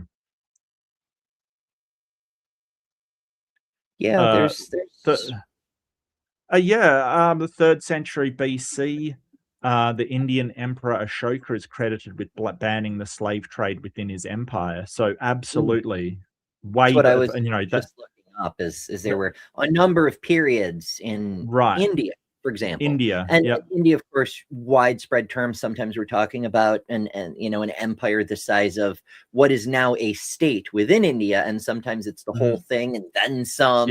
Running all the way over to Babylon or all the way over to Thailand or whatever. Like there's a huge variation in what India means in any historical context, but there have been periods where they flat out ban slavery, and then the next empire would come in and undo that, and it's gone back and forth for a long time. And it's true in a lot of other places. There's several of the African empires grew very big by, voluntary conquest, you might say. Their armies would show up to a city run by a different empire, different kingdom, or they're just a city-state, and they'd be like, hey, open the gates. We'll treat everyone fairly. Your military will work for us now, but you'll still get paid, and we're going to end slavery. And they just open the doors and let them in. Mm-hmm. Yeah, and the Xin dynasty, Chinese Emperor Wang Mang previously abolished slavery and enforced land reform. Yeah, okay. So there is precedent for, and this is way before Christianity. Like he's sort of talking about the 13th century. No, there's been areas which have done it before. Quite a lot. It's one of those weird things that humans keep reinventing. Which is look, weird. I'm not even going to go into the entire, why do we keep thinking that we can enslave people and it's good for us when it's clearly so harmful for not only the slaves, but also the owners of the slaves. I have no idea. But I to point, so if you want to point at some place that did not really have religion, I mean, China would probably be it. They did have Buddhism, they did a bit of Hinduism going, but 9 to 12 AD, definitely not Judaism or Christianity. So that is absolutely no. I'm sorry, no.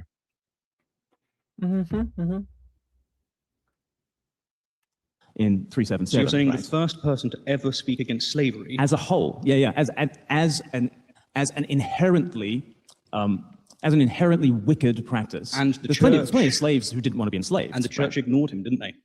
No, the church was manumitting slaves by the tens of thousands as they could, right? What you're pointing to is the profound overturning hold of on. No, because Constantine, who really was responsible for the consolidation of Christian, because don't forget, before Constantine and his councils, ecumenical councils, there was kind of, Christians wasn't a uniform thing. It was a bunch of people who believed that Jesus rose from the dead, who had all their favorite stories and their favorite sort of, different parts of the Bible. Some believed in different parts, some believed in this part. Some had different ideas on things, and it really was a complete free-for-all until Constantine. So the real early church was just a bunch of people that were telling people to spread Christianity. That was basically it. But after Constantine, that was a consolidation of, this is Christianity, right? We're going to have these councils. We're going to decide, what texts are in the Bible and what texts are not. What is canon and what is non-canonical, right? So, once Constantine got in and actually created the structure of Christianity, they still had slaves. Admittedly, it was better than, say, the Roman Empire. That slaves had more rights. You could sort of free yourself more easily, but that doesn't mean they outlawed it. It was just better than what had existed in Rome. And it was usually reserved for non-Christians. That doesn't mean that they're against slavery. They just weren't for slavery of Christians. Very peculiar. I wish we had more information about early Christianity, not just for religious reasons, but cultural reasons and all kinds of things. Because the way it had been going, there's a fair probability that stories of Jesus would have ended up as equivalent to stories of Heracles. There's a whole bunch of different stories. Maybe all of them are true. Maybe none of them are true. Or maybe it's some mix in between. Maybe, Heracles didn't actually go to the underworld and take Cerberus for a walk. But maybe he did hold up a big rock for a really long period of time. We don't know. And maybe that would have been a similar thing with Jesus. Is like, well, people tell stories of the legends of the Christy guy, you know, whatever. I don't know. Oh, this is interesting because I wanted to look up Wang Mang and see if he was. I do like the name. Wang Mang is fantastic. I just wanted to look up whether he was religious or not, whether maybe Buddhist or something like that. No, he was Confucian. So Confucius, which I mean, people have described as a religion. It's not really. It's more a philosophy, like sort of a self-improvement, it's about development of the self, but it sort of suggests an underlying sort of maybe a spiritual order, but it's certainly not like it's not a religion as in has a god and stuff. You would have to apply the same label to, Taoism or something like that as a religion, which I don't think it is. No, I think a lot of that confusion happens because so many of the schools of philosophy across, all of the civilizing world at the time were religious. Like, Yeah. in India, we're going to talk about this on Monday's morning show, 11 a.m. Eastern. Subscribe, come join us. It'll be fun. The Carvaka school of philosophy, which was explicitly atheist and empiricist in like the 7th century BCE in India. And there's all these other schools of philosophy that are all derived in Hinduism and the Vedas and Buddhism and all these various things.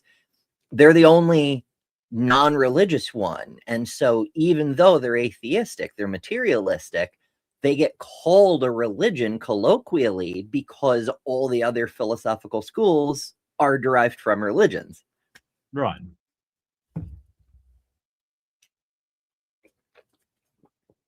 Tommy seems to know who they are. That's pretty neat. So yeah. Oh, cool. Given. No. We got to go quite some years till we get there, and we will. So in the 4th century, they opt for Augustine. Right. Okay? They opt for Augustine, and he gives this great argument where he appeals to original sin. And of course, he has access to Leviticus, he has access to Ephesians, he has access to all of these books, all of the scripture, the doctrines. Notice he's actually giving you receipts. It's not vibes, it's not Jesus is my motif. No. He's giving you receipts. And the church take him, and they agree with him because he has the scripture. So we're talking about original sin at the moment, or slavery? Original sin, and Leviticus, for example, where it's saying, Leviticus 25, 44 through 46, your male and female slaves are to come from the nations around you. From them, you may buy slaves. You may also purchase temporary residents and members of their clans. They will become your property. You can bequeath them to your children as inherited property and make them slaves for life. But you must not rule over your fellow Israelite ruthlessly. So that's just one verse. I can go for Ephesians, Colossians, Peter, Exodus, you name it. So he has all of this data, he has all of this scripture, all of these doctrines, and so it's not a surprise that the church opts with him, and slavery remains perfectly fine in that year. Well, in fairness, it's not just because he has receipts. Like, he's also a master rhetorician. He made a lot of the way the church is today was because he used his skills, his learning, his abilities to shape church policy. Like, he could bring receipts, but he did it in a persuasive way. He put his thumb on the scale, as it were, and he was very, very good at it. Another factor is they had additional motives. The profit motive, for one. It wasn't just they wanted to find the most divinely guided answer. Augustine could have been very, very bad at arguing, and if the profits to be made were high enough, then maybe they would have gone along with it anyway, Yep. For Augustine. So Israel did not invent slavery. They made it worse. No, they actually made it better. We'll get to that. So Israel did not invent slavery. This book did not invent slavery, but the people of this book are the only ones who actually ended it, right? No. So wow. What? Okay, now he's not even saying Christians were the first. He's saying Christians are the only people who've ever ended slavery. Right. That is a wild statement. That's obviously not true. And there were, as we pointed out, cultures that did it earlier than Christianity, earlier than a lot of different cultures. But the abolitionist movement wasn't just Christians. There was a lot of deists in there as well. There were a lot of atheists in there as well. Obviously, because like you would have to have a lot of Christians on board in order to get anything done in those times, because it was mostly Christians. And the reason why Christianity had such a firm hold on Europe was because the Christians in previous centuries killed anybody that wasn't Christian. Mm-hmm. It's Or only even with the heretics, even people who were Christian, but they Christianed wrong. They did it the wrong way. Holy crap. It's flabbergasting. Yeah, it's like saying that Christians, started up all of the university systems. And it's like, well, yeah, it was Christians around, like it was majority Christians. You're basically pointing to a majority of people at the time and going, well, they started everything. Well, of course they did. They're in the majority at the time. What are you talking about? Yeah. Did you know that English speakers are responsible for the entirety of all English literature? Incredible. Clearly, English speakers are like the superior culture or something. Right. In the Old Testament, there was a practice that was legislated but not celebrated. And it is a practice that even scholars like Jeremy Bowen has said was an improvement on the ancient Near Eastern practices of the day. Leviticus 21, Deuteronomy 23, sorry, I should have said Exodus 21 and Deuteronomy 23. Exodus 21 in terms of the treatment of beaten slaves, and Deuteronomy 23 in terms of returning runaway slaves. Now, this is a common trope we get from apologists saying that, oh, well, while the Bible didn't ban slavery, it was an improvement on the practices of the day. And that's not really true. Again, not my area of specialty, but I've looked it up before, and the surrounding empires had either legally or socially basically stopped doing slavery. Like, the again, I don't know the specific name of the empire that was in Persia at the time, because the empire kept changing every few generations. But the Persian Empire, while slavery hadn't been specifically criminalized, it was socially, we don't do that, it's beneath us kind of thing. So conditions in the surrounding lands were already better than the Levitical standard. Correct. And I mean, the wild thing is that, like, if you watch the movie 300, and like, don't get me wrong, I like the movie. It's cool. It's stylized. It's fantastic. It's all cool movie. But what you've got to realize is the way that it's portrayed, that the Spartans were these, oh, well, we have to take freedom and we'll be free men, while the Persians are like, we want to enslave everybody, was exactly opposite to how they viewed slaves, right? Like, the Persians were, in fact, pretty much against slavery. They still had sort of, you would call it indentured servitude, but, as far as chattel slavery, while the Spartans they had the helots, and the helots were a slave caste in their society. They did everything, all of the work. Right. And the Spartans basically were the warriors of the society. Like, the thing that's being portrayed is exactly backwards to how it really was, or not exactly backwards, because the Persians still, as you said, they still had some, as what we'd call it today, slavery going on. And, but, that's aside from whether the Persians wanted to conquer Greece or not. Like, but sort of portraying the Spartans as like, oh, we will be free men, and each man will be free. And the thing that it also misses out, which sort of annoys me, is that there were other city-states that died alongside the Spartans defending in the Battle of Thermopylae, which didn't get, I believe it was I think it was the Thespians and there was another city-state, I can't remember which, that their people died beside the Spartans. They actually, fought towards them. And notably as well, they're helots who, when the Spartans went out to war, the helots did all of the cooking, cleaning. They were slaves, but they died alongside them, fighting with them.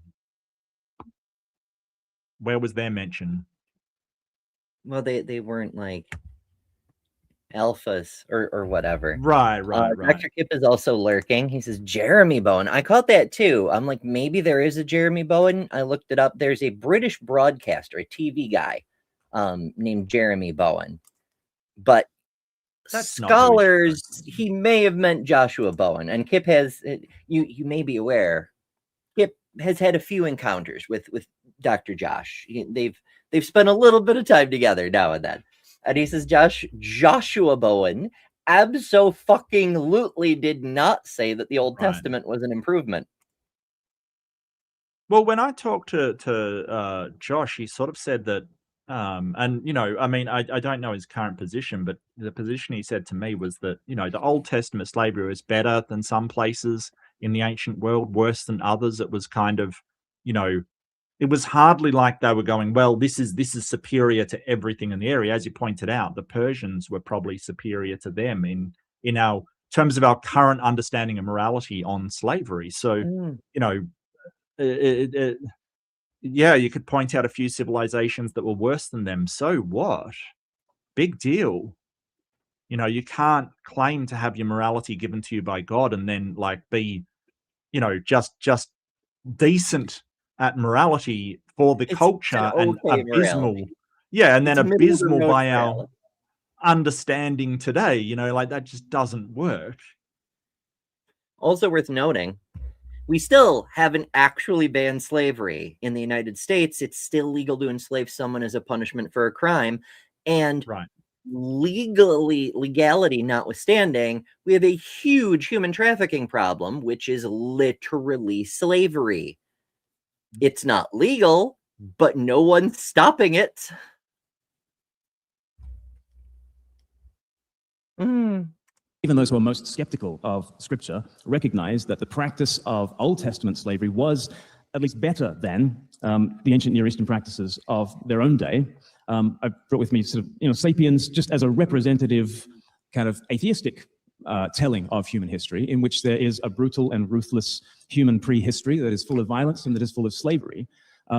Everything that you can mention from Leviticus 25 is in here and more. The big difference is, I'm not sure you can say with confidence that prehistory is full of slavery. You can assume it. Perhaps there's some archaeological evidence of it, but if it's prehistory, then definitionally the shit isn't written down. And so how could you know it?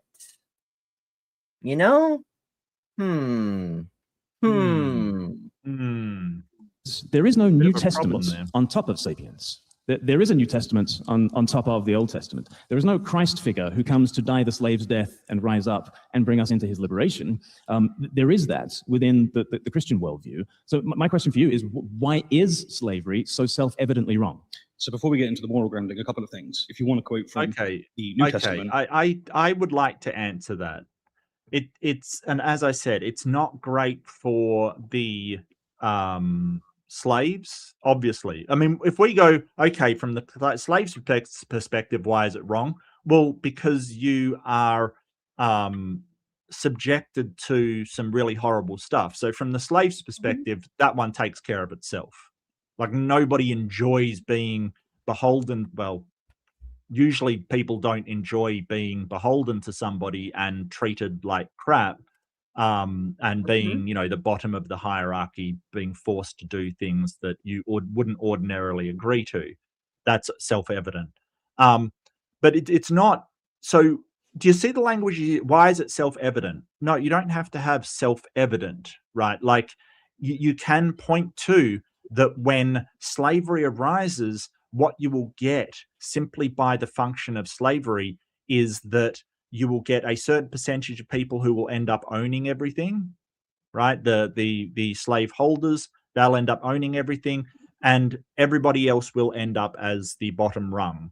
And that's because essentially what you're doing is you're destroying the lower classes, right? Like you're destroying workers. And without workers, you can't really have a middle class. So the society will automatically proceed to those people with slaves using that slave labor to produce incredible amounts of wealth and slaves. Because why would you hire a worker when you can just buy somebody and have them work for their entire life?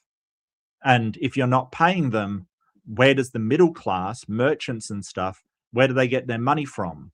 Well, only the upper class, who don't really need anything, right? They're making all their own stuff with their slaves. They don't really need anything. So then what essentially you get is just a system where a small percentage of the population have everything and the rest have nothing. And that system, due to our natural reciprocity, our idea of fairness, will break down.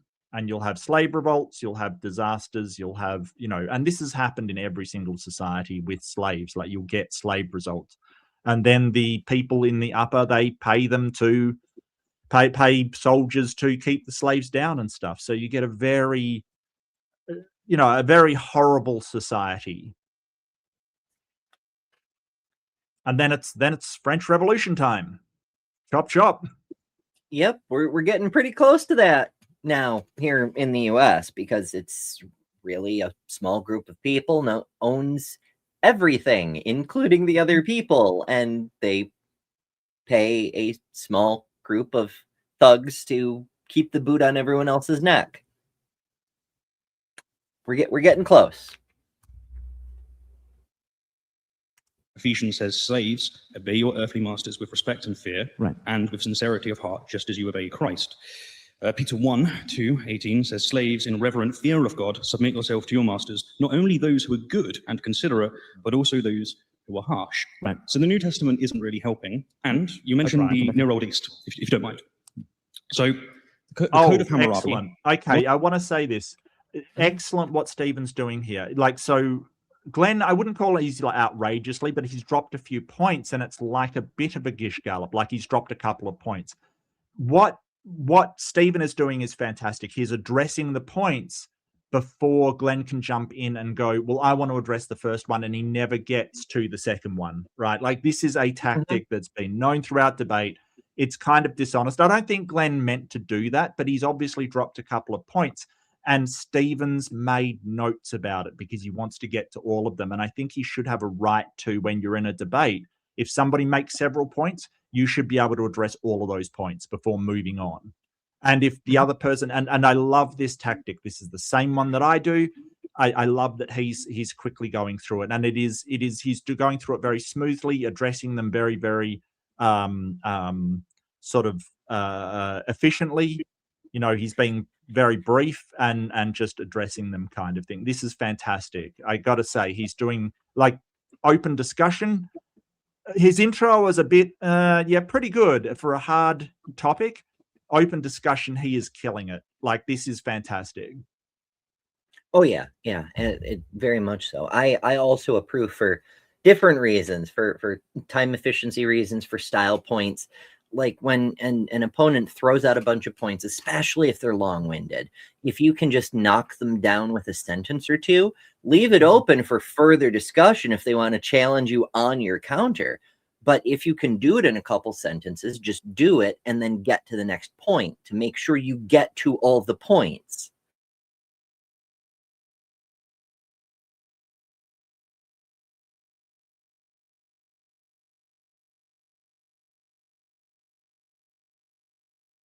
I think Ember is so amazed by Stephen that they have frozen. She's frozen completely.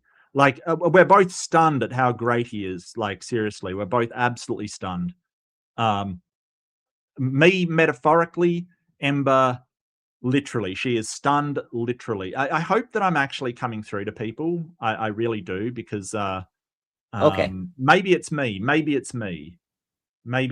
I don't know. I'm pretty sure it was me. Okay. Can you see me, hear me now? I can hear you now. Sorry, Ems. Yep, I got you. We got you. Okay, yeah, because everything just stopped, including chat disconnecting, and I'm like, well, this is not great. So I turned on the Wi-Fi, and we're back. So we're on Wi-Fi, which is not ideal, but it's working. So wait, that doesn't wait, hold on a second. No, that doesn't make any sense. That doesn't make any sense whatsoever. I suppose there could be a problem with your Ethernet card, or perhaps the Ethernet on the router. The cable has a very long and winding route through the house to get between my computer and the router. It doesn't matter. Often the dogs kick it and pull things happen. Right. Okay. No worries. Yeah. Okay, sorry. So I'm like, I'll sort it out later. I got to stop going into troubleshooter mode every time somebody has a tech problem. Hey, I got to stop doing that. Force of habit. I know. I've been conditioned. I've been indoctrinated into IT. It's terrible. Someone save me. It's true. But I do have, a few different lines of defense. It's nice when the hard line goes down, I can switch to Wi-Fi. And if it's my router, I also can pick up the neighbor's signal. Nice. It's weaker and it's really bad, but sometimes it saves the day. Wait, they have no password? They've got no security on it? I don't know if they do. For whatever reason, it's labeled as, so the cable company in the area, because we only have one, because monopolies are a thing we do again, it's called Spectrum. And their Wi-Fi is Spectrum Wireless. And for whatever reason, I can just connect to it. Okay. To be honest with you personally, I'd be telling my neighbors that they have an unsecured network, but that's just me. we have to turn the internet off and back on again. I tried turning myself on, right-handed Sith. Does that count? Does that count? No, more. It's for a different website. Right. I'll keep it to OnlyFans. Glenn said that Christianity improved the situation of slaves, right? Here is one instance where it absolutely didn't. In that code, slavery is capped at 3 years. That is the law 117, right? 117. That's the law, okay? The Bible caps it at 6 years for Hebrews, doubles it, and will let them go on the 7th. That is objectively worse. And the Bible, as I just read with Leviticus, says that you can have permanent slaves and hand them down as property. Hammurabi's code also has instantiations of the purpose is to prevent the strong from oppressing the weak, to protect the widows and orphans. It also specifies that women can buy and sell property and they can initiate divorce. Notice, these things are not allowed in Christianity, let alone Islam. They're new things that are born of the Enlightenment. So I think that when you're mentioning slavery and you're saying it's got better, there's a clear example where it hasn't. These are interesting things that are all going into your well. I also really, really appreciate that, because as you may know, I'm a big fan of Javon Bradley. He likes some of the stuff I do. I like some of the stuff he does. I was watching a call while I was snarfing down my morning meal, if you will. It isn't really a meal, but it's enough so I can take my morning medicine. And he was talking to a person who was like, oh, women have never been oppressed in our society. And Jovan is like, are you kidding? Like, a woman couldn't own property. She couldn't have her own bank account. Like, if she has an abusive husband, what the fuck is she supposed to do? Yeah. Yep. And that's weirdly, as that's how things were for a long time, but that's not how things always were. There were points in history when women had general equality. In fact, a few civilizations where women had a superior position. So it's not like that's some kind of natural order or something. Yeah. People made it that way, and they made it that way using the justification of religion. Yes. Fuck. And I think if you look at the natural world, our closest relatives are matriarchal, which is chimpanzees and bonobos are matriarchal. And it's interesting to note that regardless of what society says, you do meet families where it definitely is matriarchal. Like, there's no other way to describe it. It definitely is matriarchal. I don't think we have to be one way or the other. I think that both could be bad, right? But sort of appealing to a natural order of things to sort of say, hey, we should be patriarchal. Oh, chimpanzees are patriarchal. Okay, that's fair. That's fair. Megan Fox is just, correcting me. The giant boobs. But I think that there's no imperative to be one way or the other. I think that it's just, sort of, but if you're appealing to, we're naturally patriarchal, I don't think that's the case. I really don't. There's a fallacy along those lines, isn't there? It's naturalistic fallacy, yes. I thought the naturalistic fallacy was this thing is natural, therefore it is good.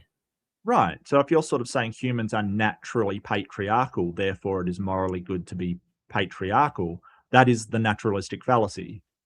That phrase that formulated that way, it would be. But what I mean is, this is the thing we do, therefore it is natural for us to do that. Oh. Yeah, you're right. That's a slightly different one. Yeah. No, I think you're right. That is a slightly different one. I can't remember which one that is, but yeah, I think you are right. Because I don't know the name of it off the top of my head. I don't even know if it's like a named fallacy or whatever, but we see it a lot where people say, oh, well, our culture has recognized two genders, therefore that's the natural order. Never mind that other cultures do things differently. Or our culture suggests that men should be the hunters and women should be the caregivers. Right. And therefore that's natural, It almost sounds like an ad populum fallacy kind of thing. Like, that's the way that, all cultures have been, or most cultures have been, kind of thing. So that's, I had this conversation with, I think it was Dustin I had it with, when talking about marriage, and sort of said that, hey, there has been marriages accepted, in Athens and things like that, in Thebes, in ancient Greece, between two men. And, he got outraged, and I'm like, look, I will, concede that most marriages in the history of humanity have been between a man and a woman, but that doesn't mean that that is the right thing to do because it's the most popular thing to do. Why would that be a moral thing just because that's popularity? But you're right. There's probably another one for it. I mean, I don't know it offhand, but it almost sounds like that sort of ad populum of, most cultures do this, so that is then moral. No. Because if you're going to go that way, then slavery would be moral, because slavery has existed in almost every single culture throughout time, right? If you use that logic.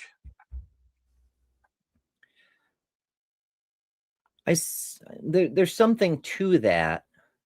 I don't know. I'm also randomly thinking, like, I'm trying to like sort out different elements of that thing that would contribute. It's also partly an appeal to tradition. We do things a certain way, therefore it's good. Right. But it's kind of a combination. We do things a certain way, therefore it's natural, parentheses, therefore it's good, Right. So it's an appeal to an appeal to the tradition of the naturalistic fallacy. Maybe an appeal to naturalistic tradition. Yes. Natural something. I don't know. It's kind of in that in between space, and yet we see it as a specific thing so often. We may have discovered something new tonight, folks. I mean, it's kind of both, but it's kind of its own thing. So, yeah. And that's how categories work, is when you find clear delineations between existing categories and say, well, this isn't quite that thing. It's its own thing, Aren't they? Don't you think? Are you going to ask me to give you a meta-ethical theory again? I'm asking you to consider whether Augustine was in fact right about original sin, that what is baked into the human condition involves all these kinds of negatives. We are not born into decency, love, compassion, and hope, or at least there is a poison that is already in there, right? That is called vainglory and pride and violence and, all the negative aspects of the human person. And that what is baked into humanity, but before your idea of religion coming along later and So it's not religion poisoning everything. It's God poisoning everything by baking humans with contaminants in them or something. I don't know. I'm trying to see it from his point of view because he's saying you're putting this in your well kind of thing, and it's like, well, the whole point is it was already there. Like the inclination for humans to make categories out of ourselves, it's already there. I don't know. I'm not sure what he's arguing here. I think he may be trying to offload all the horrible things about religion onto the concept of original sin and thereby claim that religion is even more true because people do horrible things in the name of religion. Ugh, Because it just proves that really? religion is right about original sin. Really? Come on now. Maybe? No. All right, let's see. Let's find out. adding into it. What is baked in seems to be, whether you look at Hammurabi, whether you look at Harari, whether you look at the Old Testament, is a brutal world that we wish was otherwise, right? And what I want to know from you, Stephen, is on what basis do we object to that and say we're going to do something different from either Leviticus or Hammurabi, right? On what basis? I've got a New Testament, I've got a Jesus, I've got a decisive turning point in history. What is your decisive turning point that now says, okay, we're not going to do the Hammurabi thing? We don't actually need a decisive turning point like a Jesus Right. or even a Hammurabi. We can look at the world and say, we can do better. Mhm. That's all you need. Yeah. And I sort of think that as far as the decisive turning point goes, that it was really the Enlightenment that's the decisive turning point that you're talking about. Like, yeah, that France, I believe France was the first to outlaw slavery kind of thing. I get you. But I think the Japanese followed soon after. Like, I can't remember. In the somewhat modern era, if I remember the timeline correctly, I think it was Denmark did it first, then France, then whoever did it first unbanned it. So their original ban no longer counts retroactively because they allowed it again. Yeah, so France was like 1315 kind of thing.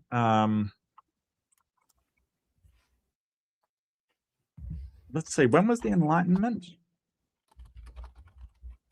Late Renaissance. 17th and 18th century, yeah. Yeah. So it was definitely before then, but, you know, yeah.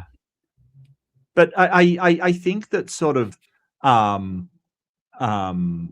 think that pointing to France being the first to outlaw it and then say, well, that was Christians when the rest of Christendom was still doing slavery for a long time until the, 16th, 17th century or 17th, 18th century. Actually, it's 18th and 19th, isn't it? Yeah, it is. And I remembered incorrectly. The first several places to ban it ended up unbanning it. It was France in 1794, but then Napoleon reinstated the practice of slavery. Right. So that undid that. Vermont, acting as an independent nation at the time, because they were not one of the original members of the Constitution, or the Articles of Confederation, whatever. They weren't part of the United States for a while. So in 1777, they abolished slavery, but when they did enter the Union, that made slavery legal again. Wow. So the first nation that banned it and it stuck was Haiti because of a slave revolt that led to them becoming a nation. So yeah, they were like, no more slavery. We're done with that. Get out. Yeah, so I think sort of pointing to France in the 14th century as being sort of the pivotal point is actually not correct. I think that, I mean, they reinstituted it as well. So, pointing to one country out of all of Christendom banning slavery and then it being reinstituted anyway is not a pivotal point. You're really looking at the Emancipation Proclamation, England banned slaves before America did. You know, and the abolitionist movement was the 18th and 19th century, and you would say the pivotal point happened after the Enlightenment, right? Like, it's when people like John Locke argued for the inherent rights of the individual that we have the real abolition of slavery throughout you know, all of Christendom, kind of thing.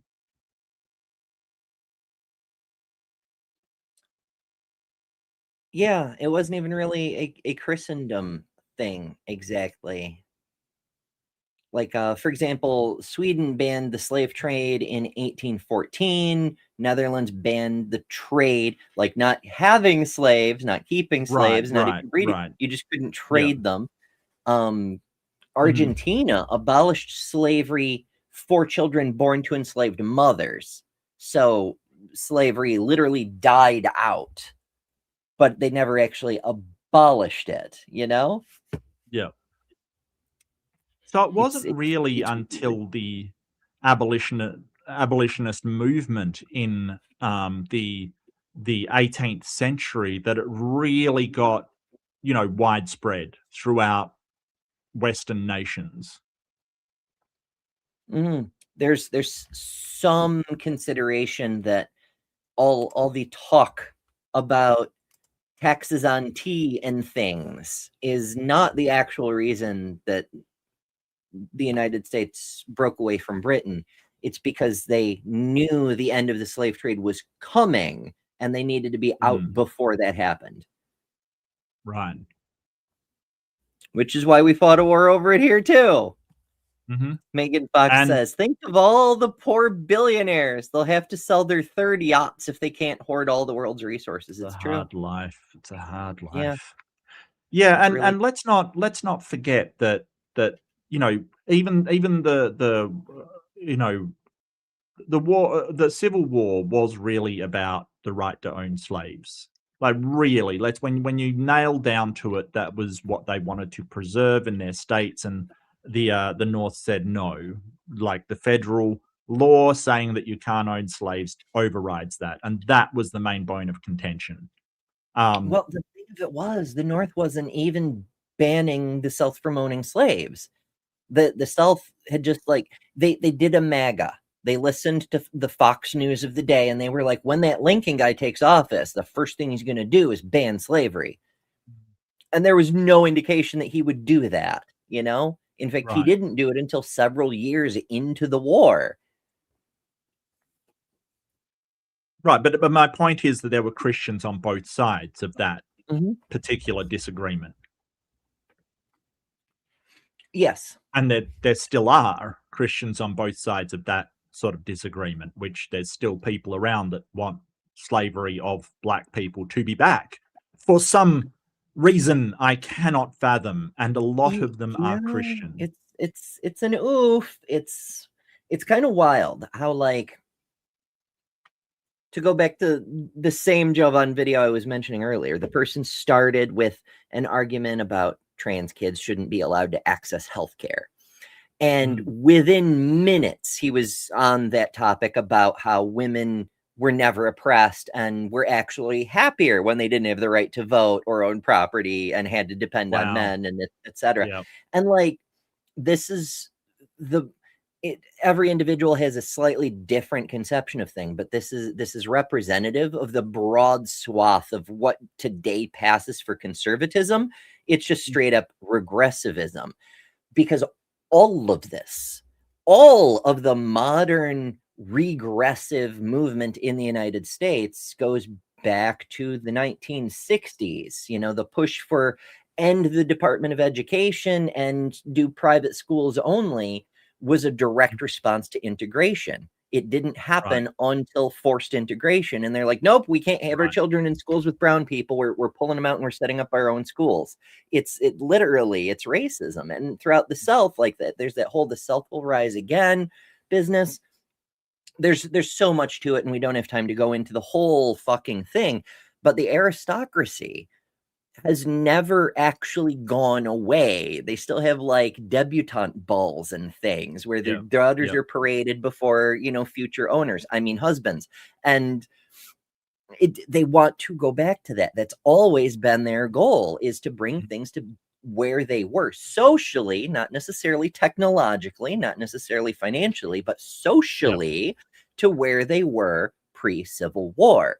And every single step of progress we make since then is another domino that needs to be knocked down to get us back to where we were. So you'll go from trans rights to women need to be oppressed to the Black people need to be re-enslaved and all the other steps in between. It's all a single piece in modern conservatism. And I think that some of the Christians, it goes hand in hand that they want to go back to pre-Enlightenment days. They want to go back to the aristocracy works hand in hand with the church being sort of its partner in crime, if you were, to decide on the laws and the things happening in our society. So they want the technology that the Enlightenment afforded us and the scientific revolution that the Enlightenment contributed to and basically led into, while still having the social system of the fucking Dark Ages. Yeah. And it doesn't work like that. Nobles want their serfs. And they want to have wars for more land with the other nobles. It doesn't work like that, because as soon as you start bringing religion into science, it doesn't work. It falls down.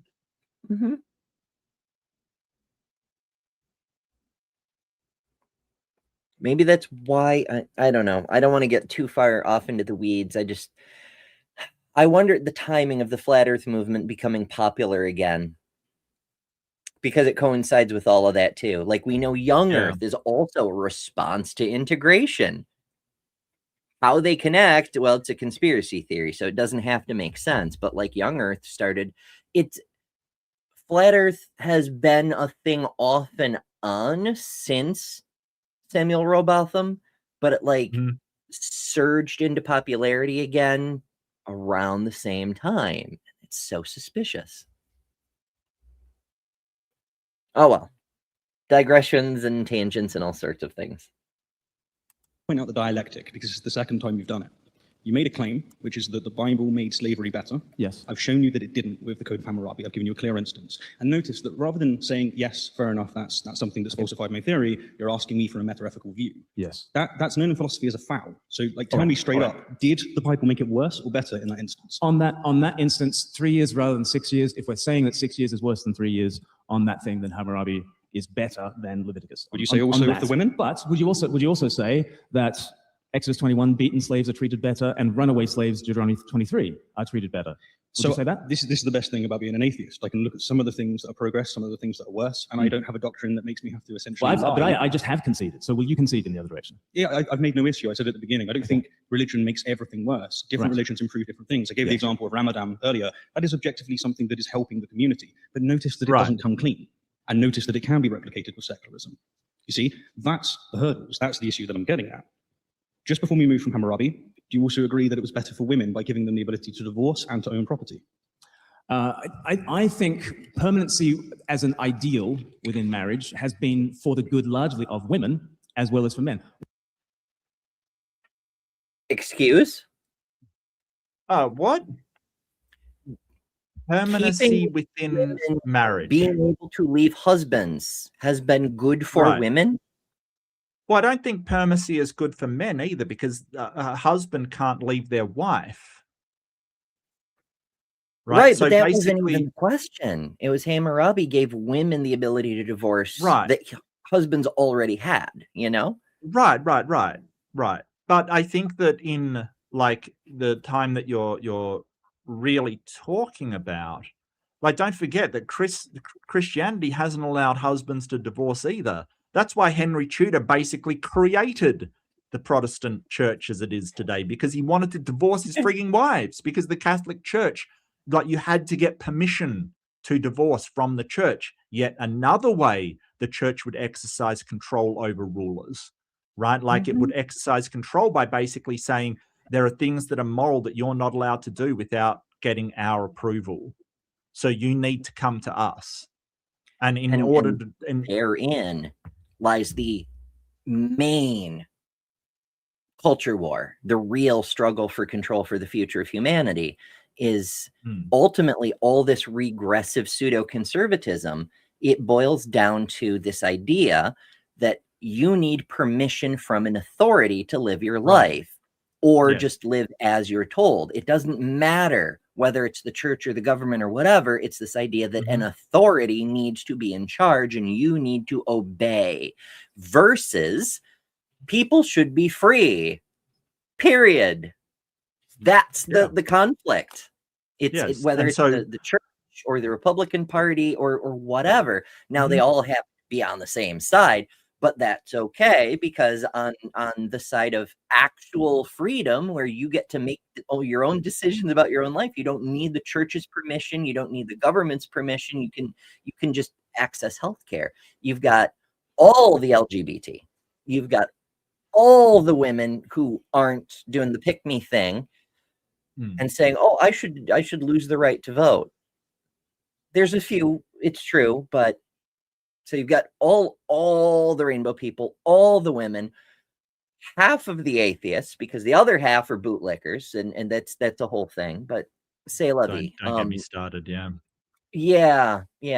But there's also an overwhelming plurality of Christian denominations and other religious people who are like, I want to keep my God, but also freedom is really important to human well-being.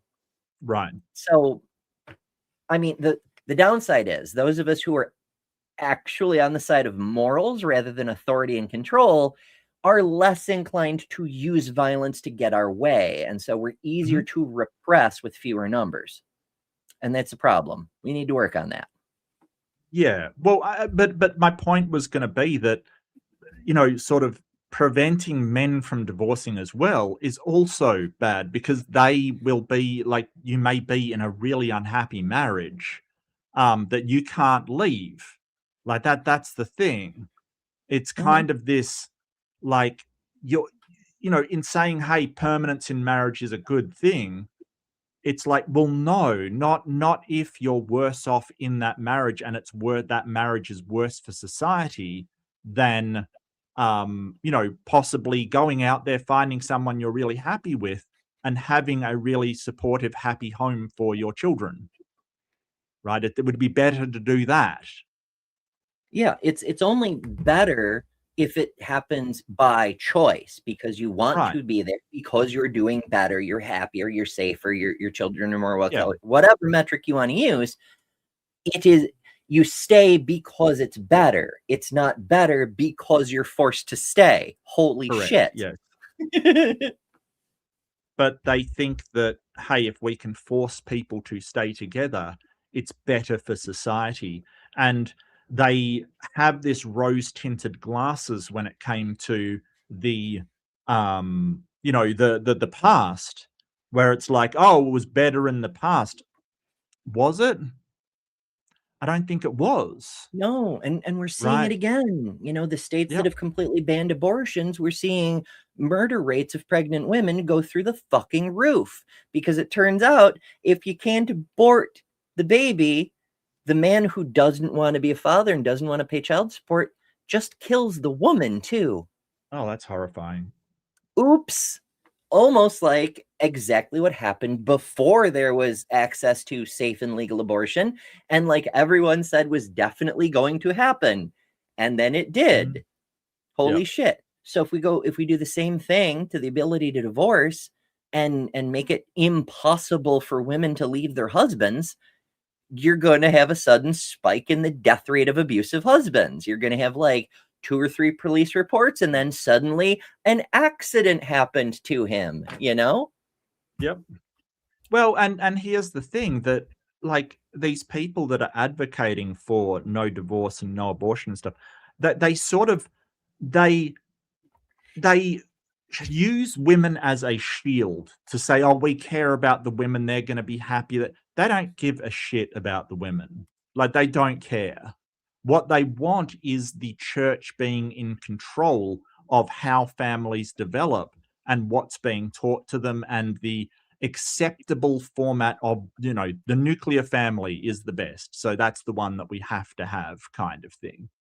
And this whole argument that's being paraded about, oh, if you don't have children, then we're just going to die out.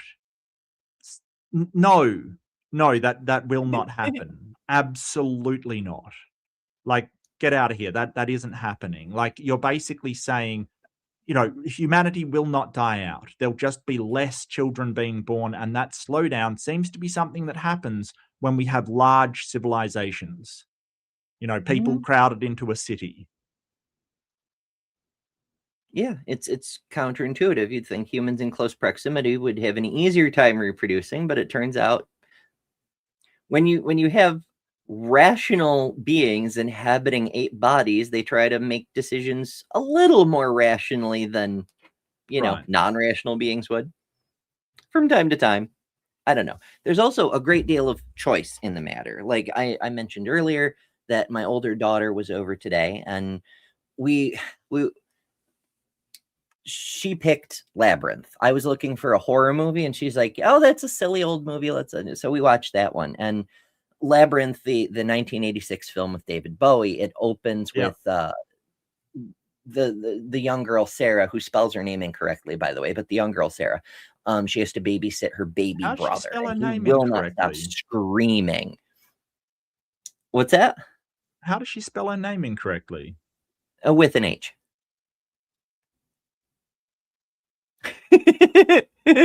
What? I don't like. That's the correct. That's definitely a correct way to spell it. Is this something American that Americans don't like Sarah? No. spelled with an H, or- It's an inside joke. One of Okay, my okay. children spells it the other way without the H, so it's Oh, it's a gotcha, thing. gotcha. Hey, Yeah. I accept all Sarahs. All Sarahs are fine with me. Except maybe the one in the Bible. She's pretty bad. Well, in fairness, she's probably fictional, so you know. That's true. That's true. Yeah, details. But in any case, screaming young little baby, and she just says, "Yeah, that's why it's probably a good thing that I didn't have a little brother, because nope." She's like, I would hand him right over to the Goblin King, and we wouldn't even have a movie. Yep. With exception. Sorry, for just want to abusive- understand that you're saying that abusive it's spouses. good that women have not been able to own property. Is that what you just said? No, I was not responding Thank to you. the property thing. Yeah, I was not responding to the property thing. But in terms of the marriage and family program, which is what Joseph Henrik calls the Christian sexual ethic of the New Testament. He wrote the book, The Weirdest People in the World, a big fat book about what it is that has made the West so weird. He was the one who came up with the acronym Western Educated, Industrialized, Rich, and Democratic. That's what we all tend to be if we're in the Anglosphere. And he is absolutely clear it is Christianity that has made us very peculiar and very prosperous. And in particular, it's been the marriage and family program, in which he says, well, look, Matthew 19 says, marriage is... Well, if by Christianity made us that way, you mean the movement away from Christianity made us that way, then to some extent I agree. Yeah, I think that, I mean, when you're talking about democracy, like, again, to go back to the Enlightenment, there was a series of thinkers during that time, not all of which were Christian. Like, when you say what makes us so weird, I don't think it is weird. I think it is a natural progression of humanity towards these kind of societies, because the society that you're sort of thinking of back from the days of the empire kind of thing, like the sort of totalitarian state, or the monarchy state, doesn't lend too well into a large nation these days. It just doesn't. You know, it kind of you have to have the consent of the government in order to set up all of these institutions. I don't see how that would, like, maybe, but like the Enlightenment really, John Locke, Rousseau, Voltaire, his ideas on personal freedom, and Voltaire was definitely an atheist. He did not convert on his deathbed, regardless of what Christians say. But all of these ideas came out of a number of different places, including Christianity. I'm not saying that they had nothing to do with it, but what I'm saying is that humans taking good parts of multiple philosophies and ideas and things, because don't forget, democracy was originally ancient Greek. It was ancient Greek. And yes, Yeah, they didn't Athens. have universal suffrage, but neither did our early democracies. Right? The women couldn't vote, slaves couldn't vote, all kinds of people couldn't vote. It used to be that land-holding men were the ones to vote. Like, so when he sort of points this out, it's like, but democracy was taken from ancient Greece. So how is that coming from Christianity? So no, what it is that secularism draws from a whole bunch of different ideas from different places and doesn't care whether they are the idea of a religion, the idea of a philosopher, the idea of just a random person. It doesn't care because they don't have to prioritize something because it's in a holy book. And that's what secularism did. Now, I'm not saying atheism, right? Like, because it's not saying, hey, we're going to be against whatever the church said. That's not what I mean. But the secularism of the Enlightenment, which said separation between church and state, that the state is run by the people, and but what you worship and what you feel is, spiritual to you is your own conscience. That is the origin of why we have the systems we have. And to sort of go, well, that's what Christians did. Absolutely not. Absolutely not. But don't forget that Christians were involved in secularism as well.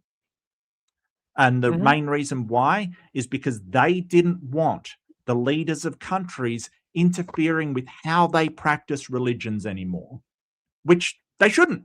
They shouldn't. No government should come in with a religion that's doing no harm to anybody else and say, hey, you're not allowed to practice religion in that way. You're not allowed to believe what you believe.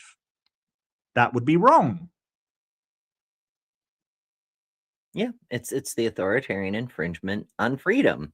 And it boils down, like, sometimes I play this supercut of apologists and politicians doing awful things. And one of them is Ann Coulter telling Vivek Ramaswamy, I agreed with most of what you said more than any other candidate. I wouldn't have voted for you because you're an Indian. And that's the tribalism. It's I can't support you even though I agree with you because you're the wrong kind of person. I have to support the person who is the right kind of person, even though their ideas are worse and will yield worse outcomes. That's authoritarianism at work. If you're free, you can be secular. You can chase down whoever has the best ideas, regardless of their background. But if you're authoritarian, you have to follow the doctrine, the rules, the script, the commands. You must obey more than anything else. Yeah, if the Islam has a really good stance on community, we can take that and go, that's a really good idea. If Christianity has a real good stance on how you treat your neighbors, then that's a really good. We don't have to be beholden to any one religion. We can go to, we can get ideas from, and like I said, some of their ideas on our modern societies come from ancient Greece. Why not? If it's a good idea, it's a good idea. And that is the strength of secular society. We don't have to be beholden to any one religion and reject everything from another religion. We just don't have to do it. Between one man and one woman for life. There's a permanence to it. There's a gender complementarity to it. There are two people involved in this thing. The doors are locked. No one gets out of this thing alive, right? It's that kind of thing. And it's the men who reacted against that and said, if this is the case, then it would be better not to be married. And Joseph Henrik said, actually, through the Christian sexual ethic, the church was reaching down and grabbing men by the testicles, right? It was absolutely constraining rampant male sexual aggression for the benefit of That was the apologetic made at the time and has been made all throughout the 18th and Yeah, 19th yeah, centuries, yeah. saying, oh, well, it's really bad for men because men want to fool around. Do you think being married and unable to divorce in any way inhibits men from fooling around? Men still have affairs, and we have no fault divorces. What do you mean? And it wasn't that women didn't want to fool around. It's just the penalty for fooling around for a woman was so much more severe than for a man. And it's still that way, right? I've often said, like, you know, you get a guy who sleeps around, he's a stud, he's a hero. He's, you know, you get a woman that sleeps around and somehow her value is less. How? What the hell is this? Like, it's ridiculous. I don't understand what.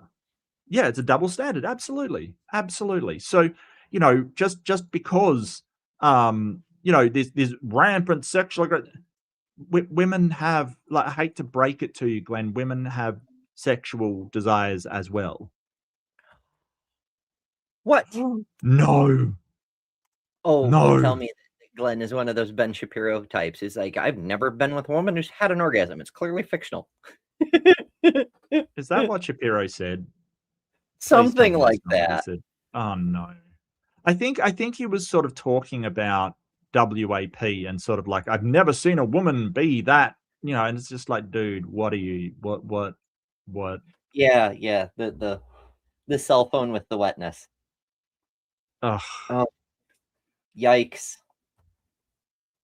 Of their women and children, right? And so it was absolutely. Do you think that's good? Like to you know what? To it wouldn't be so bad. I'd feel sorry for him, except he's trying to project that as, you know, normal onto, you know, dries a bone over there is trying to project that as normal onto everybody else in society. You know what I mean? Like, it's just, I'd feel sorry for him, but you're a dick.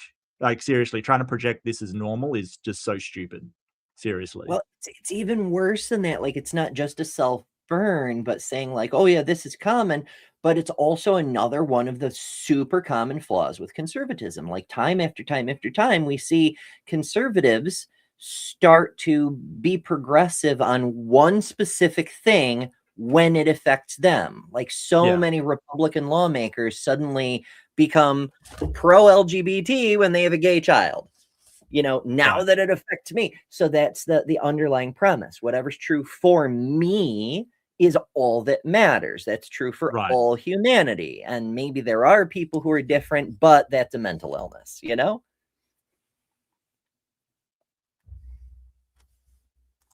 Elite male access to all the women, all the concubines, all you know, all the slave women, which is kind of what happens in most societies. Jesus comes along and says, no, actually, we're going to equalize all things. One man, one woman for life. Reaching down and grabbing men by the testicles. Does Jesus say that? I don't recall Jesus saying that. I recall Jesus saying, I may be confusing it with Paul, but something along the lines of, don't get married. I mean, if something along the lines of, if you have to marry in order to avoid greater sin, then do so, but better if you don't. Something like that. So I think, I mean, my opinion on polygamy is that, hey, it's fine, but if it's fine legally, it should be fine for both men and women, right? That if you allow men to have multiple wives, then you've got to allow women to have multiple husbands, kind of thing, right? Like, that's basically where I sit on it, kind of thing. Right, and there's no reason not to, except under this conception that one group of people is the other group of people's property. The only reason to limit it is because you are the property of your spouse. And that's so fucked up.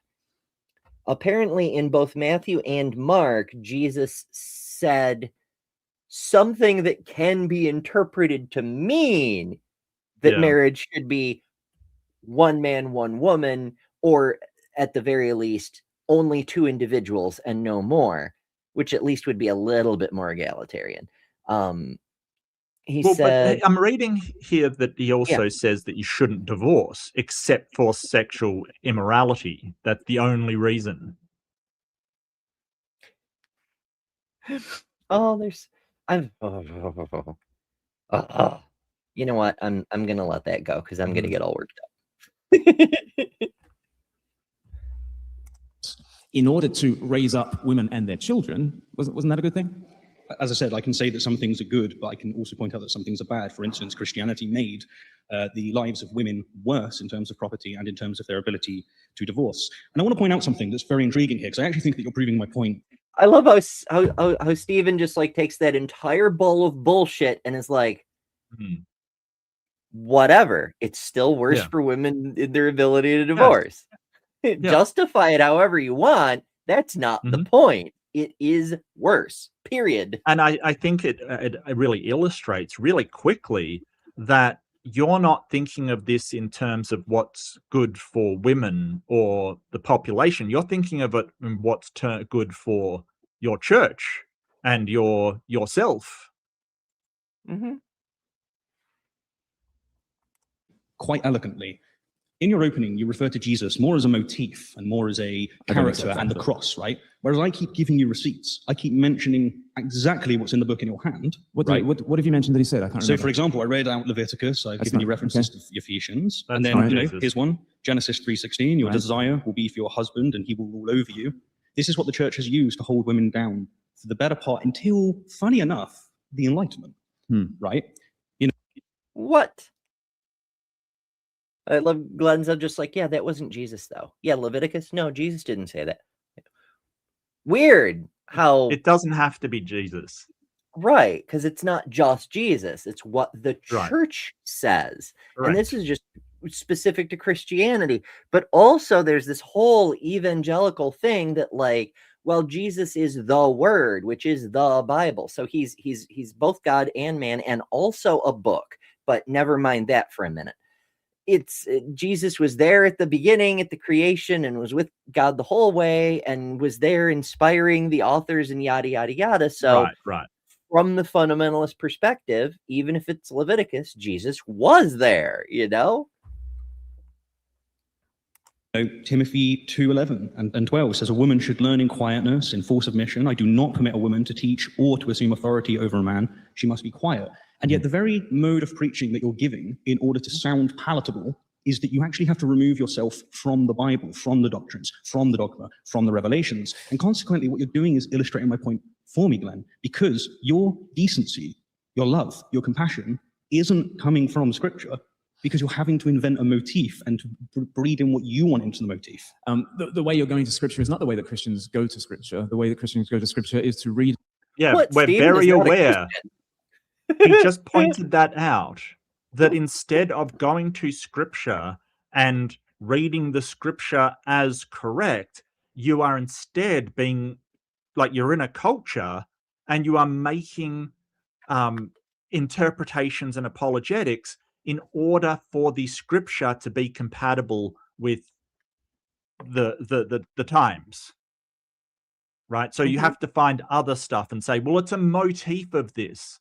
But it's very hard when I was just reading Matthew 19, when it says, haven't you read that the beginning the Creator made them male and female? For this reason, a man will leave his father and mother and be united to his wife. The two will become one flesh. So they are no longer two, but one flesh. Therefore, what God has joined together, let no one separate. Why then, they asked, which is the crowd to Jesus, did Moses command that a man give his wife a certificate of divorce and send her away? Jesus replied, Moses permitted you to divorce your wives because your hearts were hard, but it was not this way from the beginning. I tell you, anyone who divorces his wife, except for sexual immorality, and marries another woman commits adultery. Which is sexual immorality. But well, yeah. Yeah. But don't forget, the woman couldn't divorce. That wasn't even a question, right? Even if the man was sexually immoral, right? You could leave the woman for being sexually immoral, not the man, right? But the whole point is that he could beat the hell out of her like a piece of crap, and she still couldn't divorce him because he wasn't doing sexual immorality. That is the only reason. And that was different than Moses' day, where Moses said, look, present a certificate of divorce. If the priests give a certificate of divorce, you can divorce your husband. Like, so Christianity is not only worse than something like the Babylonian code of Hammurabi. How's it pronounced? God damn it, I always struggle with it. Hammurabi. It was worse than the code of Moses. Right. Because in Leviticus and then again in Deuteronomy, we get a passage saying something to the effect of your husband, after he's purchased you, has to take good care of you, not just own you, but has to take good care of you. He has to feed you, he has to give you clothing, and he has to do the husbandly duties. And if he fails in any of these, the woman is entitled to leave and go back to her family, and they will owe the husband nothing. Like, you don't even need a certificate of divorce. You can just go. And you know, sometimes women would say, like, if a husband didn't do his husbandly duties or whatever, some women didn't mind that so much, but that leaves the choice in the woman's hands if she wants to stay or go. She can go, but she doesn't have to. And that's why we ended up with harems under the Mosaic Law, because some women didn't mind their husband taking on other wives. They were like, I'll stay, even though they could leave, you know? It's as the story that it is, that culminates in Christ, and that is to be lived out in community with others. That has always been the way that Christianity has been lived out. And then this idea of decency, you call me decent, and you seem to believe that decency involves gender equality. Is that something else that goes into this old village well? Is that what we are to expect morally? And if so, why? Why should we expect gender equality? I agree with gender equality. Why should we expect it? Why should we expect an equality of persons and not a kind of class-ridden caste system? What is it that's baked into your vision? Hold on. The question would be, why do you accept gender equality when that is not in the Bible and obviously does not come from the Bible? Because even in Moses' day, like the guy could divorce the woman couldn't divorce the guy. Like, why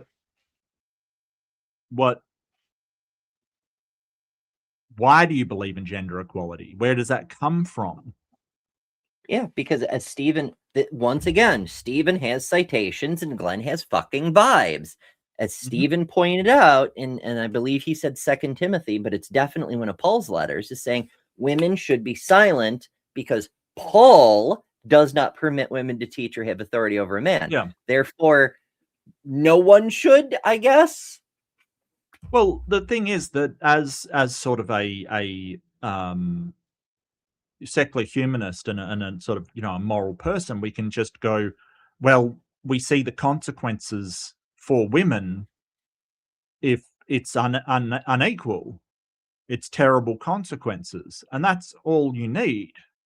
Like, you know, women flourish a lot better in a society where there is equality, and women flourishing is good for society in general, as well as men flourishing is good for society in general. Like, all of this is good for society in general. So I don't need to appeal to where does it come from. It is simply empathy and reciprocity and understanding that people that are oppressed and subjugated don't want to stay that way and will cause problems. That's it. And outcomes. Like, yeah, that's another big difference between progressives and regressives, is progressives observe outcomes. They keep in mind if the goal is flourishing, you know, better things for humans, then we will pay attention to the outcomes. Does this thing actually make things better for humans? Whereas regressives are, the outcome doesn't matter because they have a prescriptive presupposition and they just declare this way is better, because it's not about what actually works. It's about having the authority to do the declaring. And I think that that's a problem with Trump at the moment, and what people are learning, that, you know, the consequences are not what he's saying that they are. You know, like we can observe consequences. We can base what we do on the and this is what secular humanism says. It is a consequentialist moral philosophy, right? Like that's what it says. And sometimes when we don't know exactly, we've got to base it upon reasonable expectations of consequences. You know, like what's the reasonable expectation if I start to do this action? What would I reasonably think is going to happen? But, you know, sometimes you're not right, but that's a hell of a lot better than just guessing it off the top of your head and just doing whatever the book says, regardless of what happens. Right. And even when we do get it wrong, we can adjust. Whereas if you're going by dogma, you're not allowed to change. Right. It doesn't matter that it's bad. It's what God wills. Right. It doesn't matter that it's not working because that's what it is. Humanity. But again, what you're doing is asking me to give you a moral theory, and that's not the proposition tonight. The proposition is, does religion poison everything? Right. All we need to do is take propositions that we agree on. People are not here for metaethics. They're here to understand whether or not it poisons. If you and I agree... Imagine that the reason why we believe those things is because of religion. Just imagine it, okay? That is what I'm saying to you, and you need to deal with that, right? What makes you think that? Wait. No.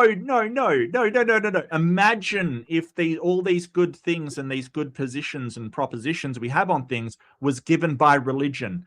You can't just say imagine it. You've got to show that that's where it actually comes from. Like, seriously. And what Stephen's doing is showing you that the religion is opposed to all of these things that we agree with. Holy crap. Well, imagine... In spite of the religion is not apathetic on these things. You're going against religion when you do these obviously good things. Right. And he's saying, well, imagine if it wasn't opposed to these things. What? What? But why? Like, but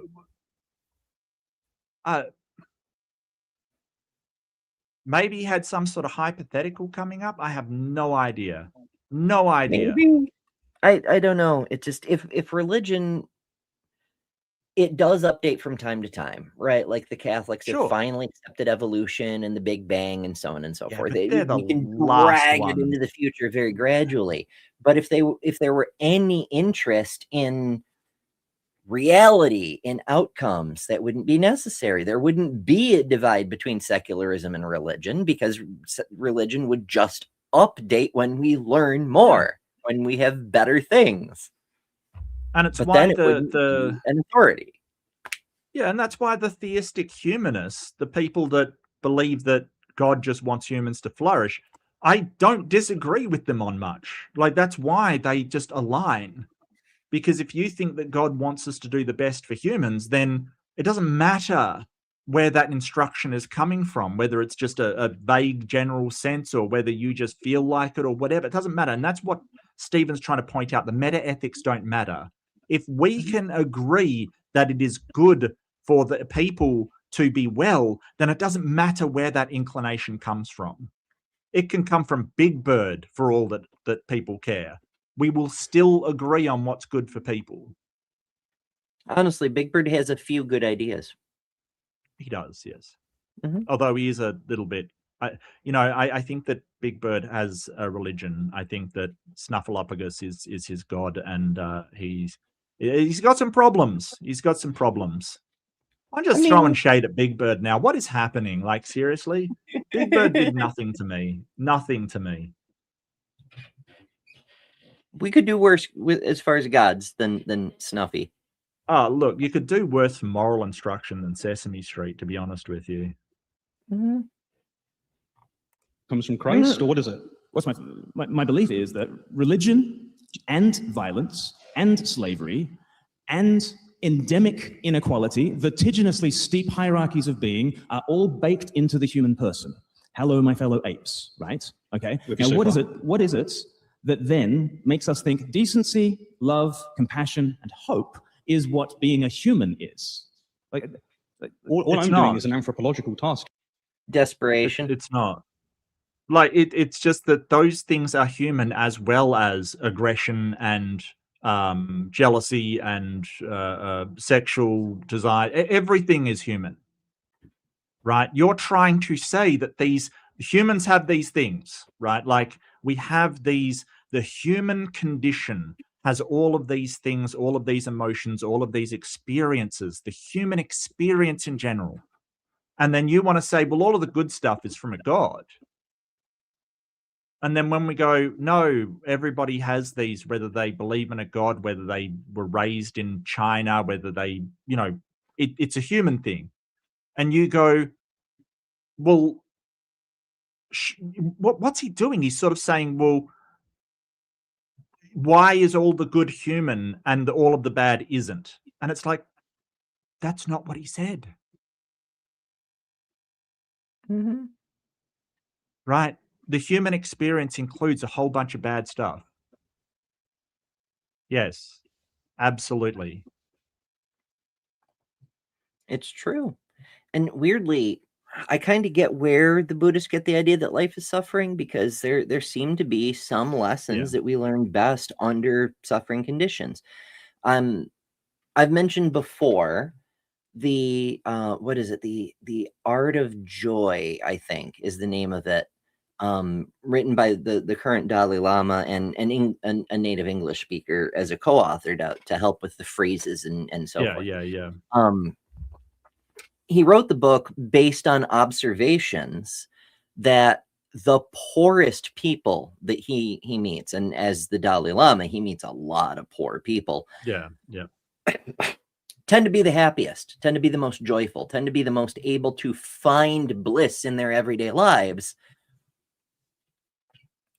Is it a coping mechanism? Is it a lack of distractions from like the stock market and you know, whatever else, the sports ball? Like, we don't really know, but it seems to be that at the base level, humans have the capacity for joy, for hope, for trying to build something better together. And it's the imposition of religion that adds the bad parts. Now, that's not to say there are no bad humans who aren't religious. Somebody had to invent religion and they weren't religious. But religion seems to be not the way that brings about hope. Humans already have that. As Stephen put it, it's already in the well. It's, I don't know, it's almost like religion is the stones around the well limiting who gets access to the water. Yeah. I don't know, you know, I don't know a good analogy. Yeah. Or somebody at the well charging you to drink from the well. The Catholic Maybe. well. Yeah, well, obviously. But I think it's interesting, and I hate to throw shade at Big Bird and the Dalai Lama in one episode, but I wonder if it may be the sample of people that, because I mean, yeah, Dalai Lama's probably met, you know, tons of happy poor people, but you know, we're aware that there's a whole bunch of poor people who are not happy out there, you know, who really struggle through their lives. Like, let's face it.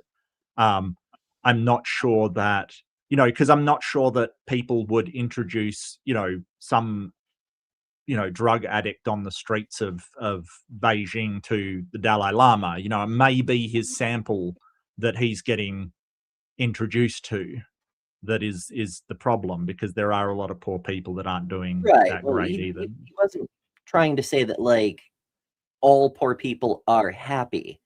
He was saying that like poor people are happier. People. There are more happy poor people than you would expect based on what capitalism. Okay, yeah, that's fair. There should be no happy poor people, you know? Okay. Yeah, but I think that, and I was talking to my wife about this whole idea of basing your value on how much you have and things like that.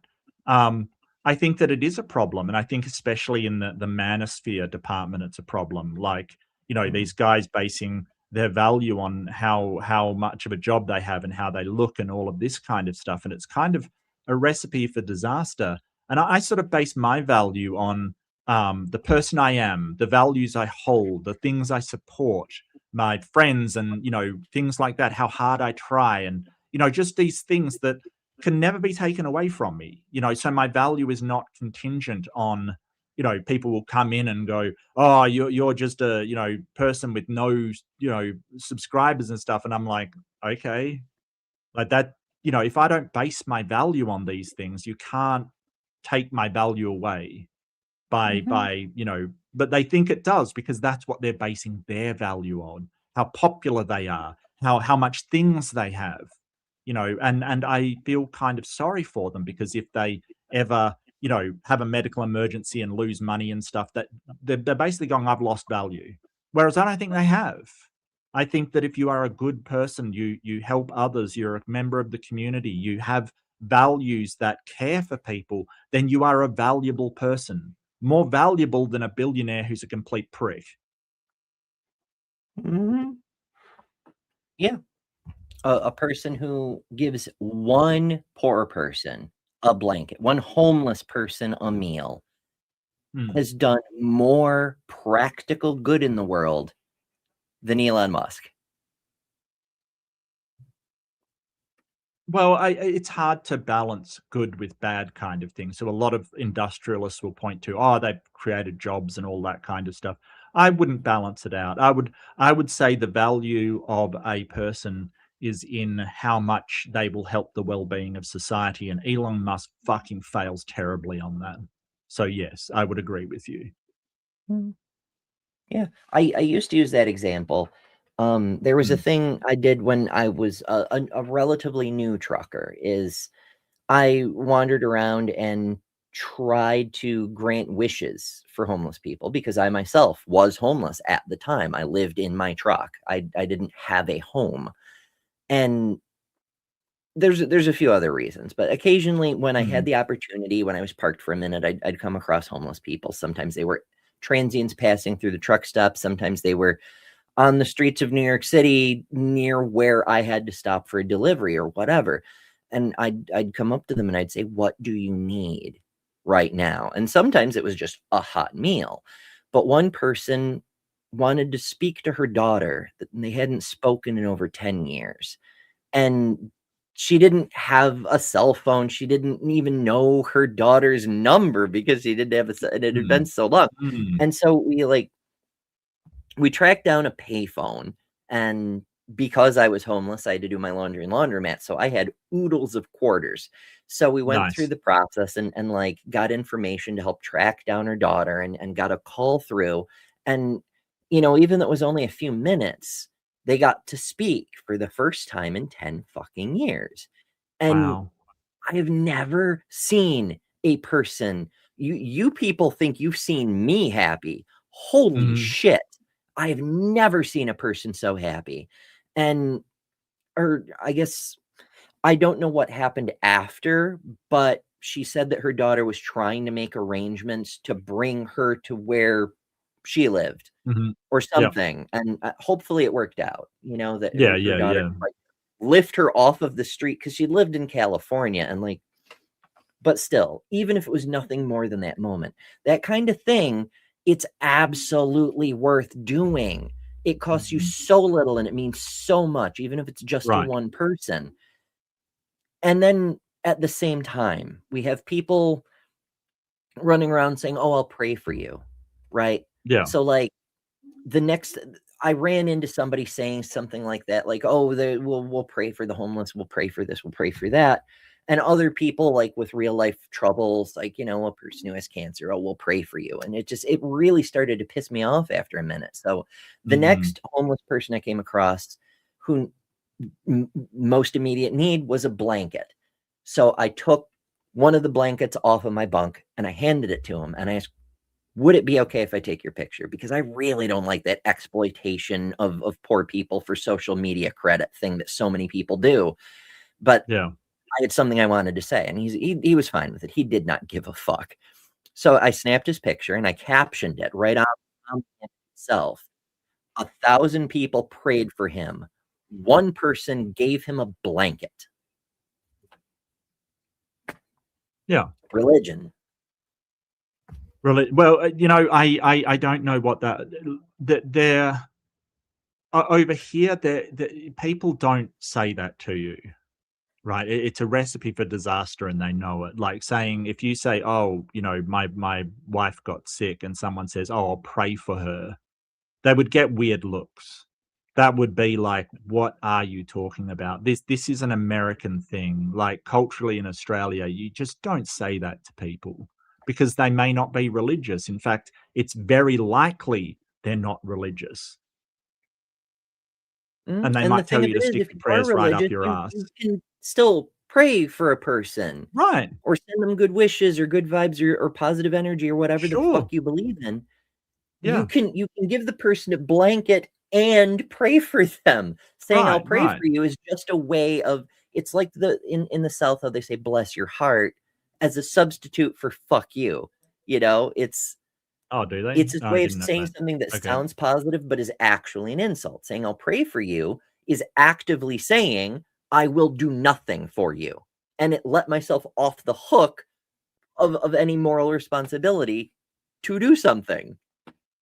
Not sure. I think it's complicated. I think that there is part of them that thinks that it does something, and that's sort of the more but the cynical part of me, um, goes, I think that they want people to acknowledge that they have an answer for something that perhaps you don't have, or that you are, it's kind of that, well, you're a little bit beholden to me now. Right. I'm going to pray for you. I'm going to do something for you, even though I don't have to. Aren't you grateful? And a religious person would go, "Oh, thank you." But the atheist goes, "Well, thanks for fucking nothing." Mhm. Like, sorry, thanks for nothing. But I don't. I'm trying to think of any time I've heard somebody say that over here, and I just can't bring it to mind. And it may be, oh, look, we're funny people. Like, because if you go around saying that, before long, someone is going to turn around and tell you to shove that prayer right up your fucking ass. Like, somebody will do that. Someone will say that to your face. Good. And, for a Christian, that's not a good experience. It could be very funny though. Oh my goodness. Yeah, All I right. probably wouldn't. I'd probably go, why? I don't understand why. But would I say thanks? I don't know. Maybe. I don't know. It just doesn't happen. I don't have to deal with it. Yeah, I think it's a certain like a circumstantial thing. Like when people say "Have a blessed day," Yeah, that's I weird just as well. whatever. Yeah, It's that's not worth weird the as heat it well. up usually. Yeah. Ay, ay, ay. I wonder what we say in response to that. Have a blessed day. May quantum mechanics shine upon your every. Like, what are you I doing? like peace and long life. Fair Because what enough. are they going to argue with it? Maybe if they think that the Armageddon is here, I do like, a friend of mine when I was a lot younger used to say journey well, and I've always liked that as a sort of, farewell kind of thing. May you journey well. I've always Yeah. liked that one. The Stephen King version, may what is it? May your days be long upon the earth. Wow. Something like that could be a curse. Come to That's think of true. it. Because That's like true. it's contextualized in this idea of like death as a euphemism for death, to phrase my sentence correctly, is he came to the clearing at the end of the path, which is also interesting in other various philosophies. But so may your days be long upon the earth means may your journey be long, but that isn't necessarily a good thing. Some journeys are very unpleasant. Right. Oh, look, to mention the 300 again, right? There was a line in it where Ephialtes was the traitor who betrayed the Spartans' back route to the Persians, kind of thing. And the king said to him, "May you live forever." And that was like a humiliating curse in Spartan society. And I only knew that watching the film because I'd loved Greek mythology and stuff like that. The greatest thing a Spartan could do was die you know, in service to Sparta, or, you know, die a glorious death, you know, doing heroic things, basically. That was the culture. So a curse is, may you live forever. May you never die a glorious death, which was interesting. You know, that was really Glory to your interesting. house. Yeah, but like I think a lot of people didn't catch that one. Like, he just says, may you live forever, and the guy's just crushed because, you know, he's basically saying you're never going to be known for great deeds.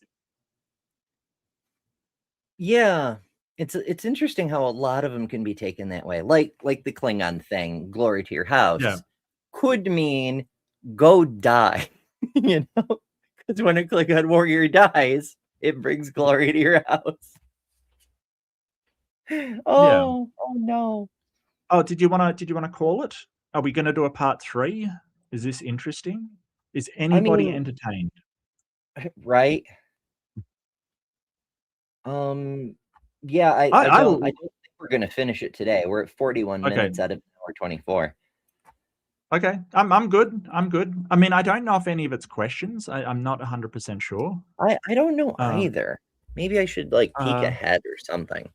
Well, you know, that is a possibility. I've really liked this open discussion a lot more than I like the introductions, actually. I mean, don't get me wrong, they weren't bad, especially Stephen's. Glen's wasn't absolutely terrible, but it wasn't great either. But this open discussion has been really good. And I think, you know, Stephen's absolutely been hammering him with the, well, this is what your doctrine says. Why does it come from Christianity if it disagrees with your doctrine? I think it's a fantastic thing to do, because he's just knocking down, like, as you said, he's bringing receipts. He's sort of saying, hey, this is what your doctrine says. How can it then be that Christianity gives us these things? Especially when Christianity seems to be the last ones adhering to any moral standard that exists in the culture. Like, this is a problem. And he's sort of going, well, you've got to show where they come from. And it's like, no, this isn't atheism is responsible for moral success in the world. This isn't what the debate is.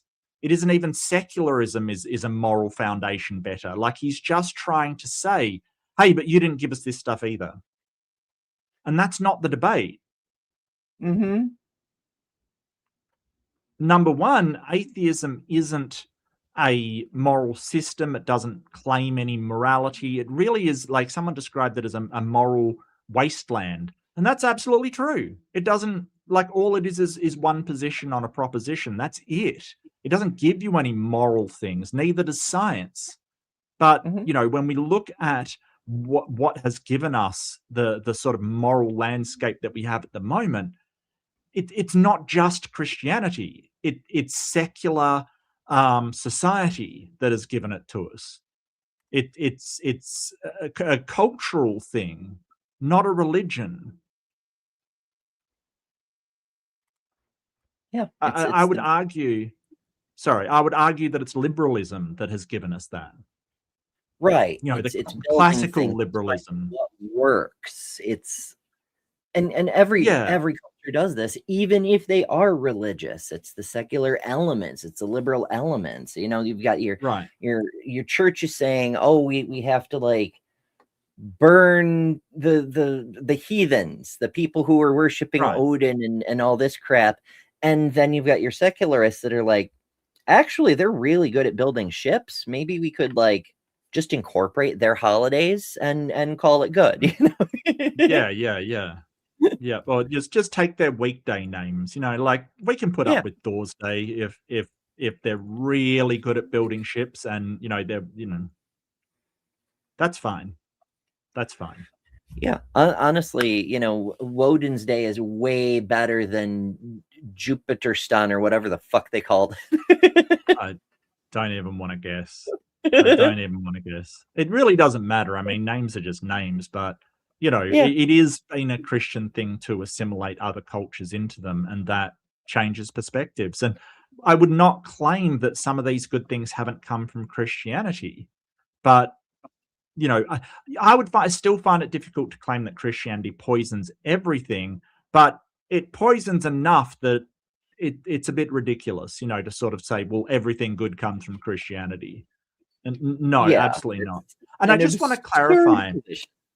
there's two sorts of liberalism that people think of when you talk about it. I'm talking about the classical type, the Enlightenment liberalism of, you know, everybody has value. There should be, you know, equal rights and equal, you know, protections of life, liberty, property, that kind of stuff. I'm not talking about the modern sort of Democrat liberalism kind of thing. That's not what I'm talking about, or economic liberalism. That's not what I'm talking about at all.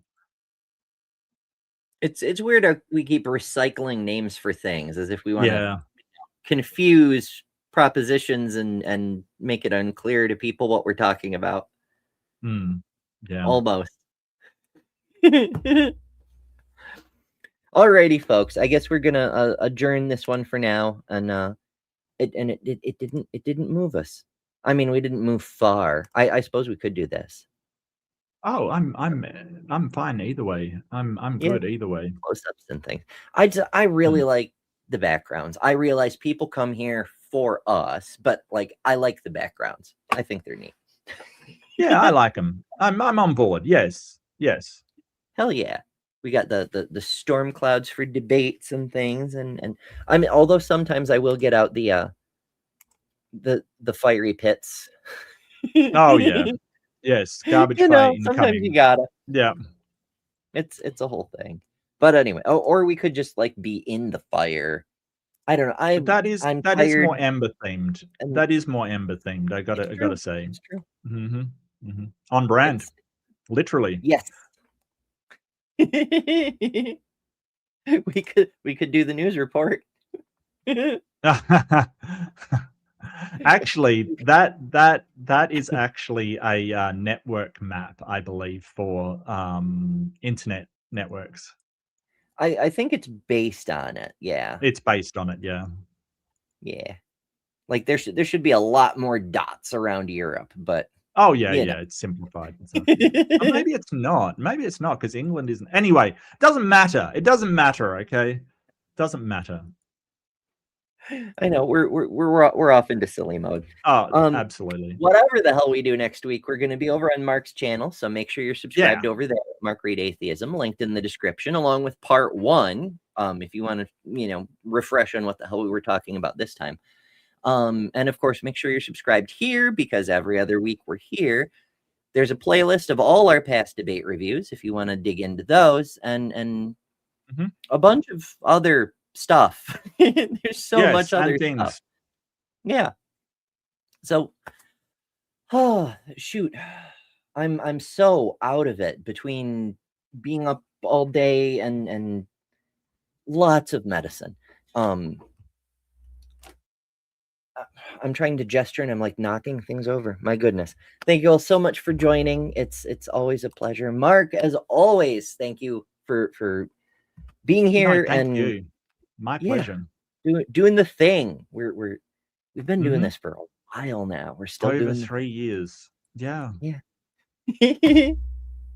All right. Thank you for joining us, everybody. It's always fantastic to have you here as well. And I'm glad you could come and join us for silliness and cringe and some good points somewhere hidden in there. Occasionally. Occasionally, yes, absolutely. It's been known to happen. Not because of religion, though. Alas. Because why is that, Ember? It's a very strange thing. Maybe I don't know. Maybe Jesus is secretly whispering. I was hoping you were going to say, because you can be better than religion. I was hoping you would get the segue. That would have been very good, but lately I've been going with a different segue because. Okay. I'm sorry. I don't mean to not even segue explain to you. Yeah. I don't know. But we could just steal Sapphire's line and be like, everybody have a delicious day. And as always, folks, try not to die. Mwah. Thanks to all our patrons and top-level members for February. Miranda, Karen Butcher, Jimmy Tux, Ian Shen, Maya Adkison, Jessica the Transmetal Alchemist, Robin Webster, Lilith, Emberlyn, The Barely Bearable Atheist, Eric Wander, Jason Jacoby, Lil of All Trades, Deviant Outcast, Secular Feelinist, Kelly King, the Detroit Atheist Queen, Geo Sam, Thriver Scapegoat, The Godless Engineer, Why? Because Weed Bro, Katie Bluebird, and Fro from Norway. And you can add your name here next month by signing up at patreon.com/betterthanember or by joining Emberships here on YouTube at the Cinder level, which also includes all the custom emojis, tons of member-exclusive content, member-only live streams, and a bunch of other stuff. I deeply appreciate all the supporters who keep this channel going. Thank you so much. Because of you, we're building a wonderful community that I'm very proud of.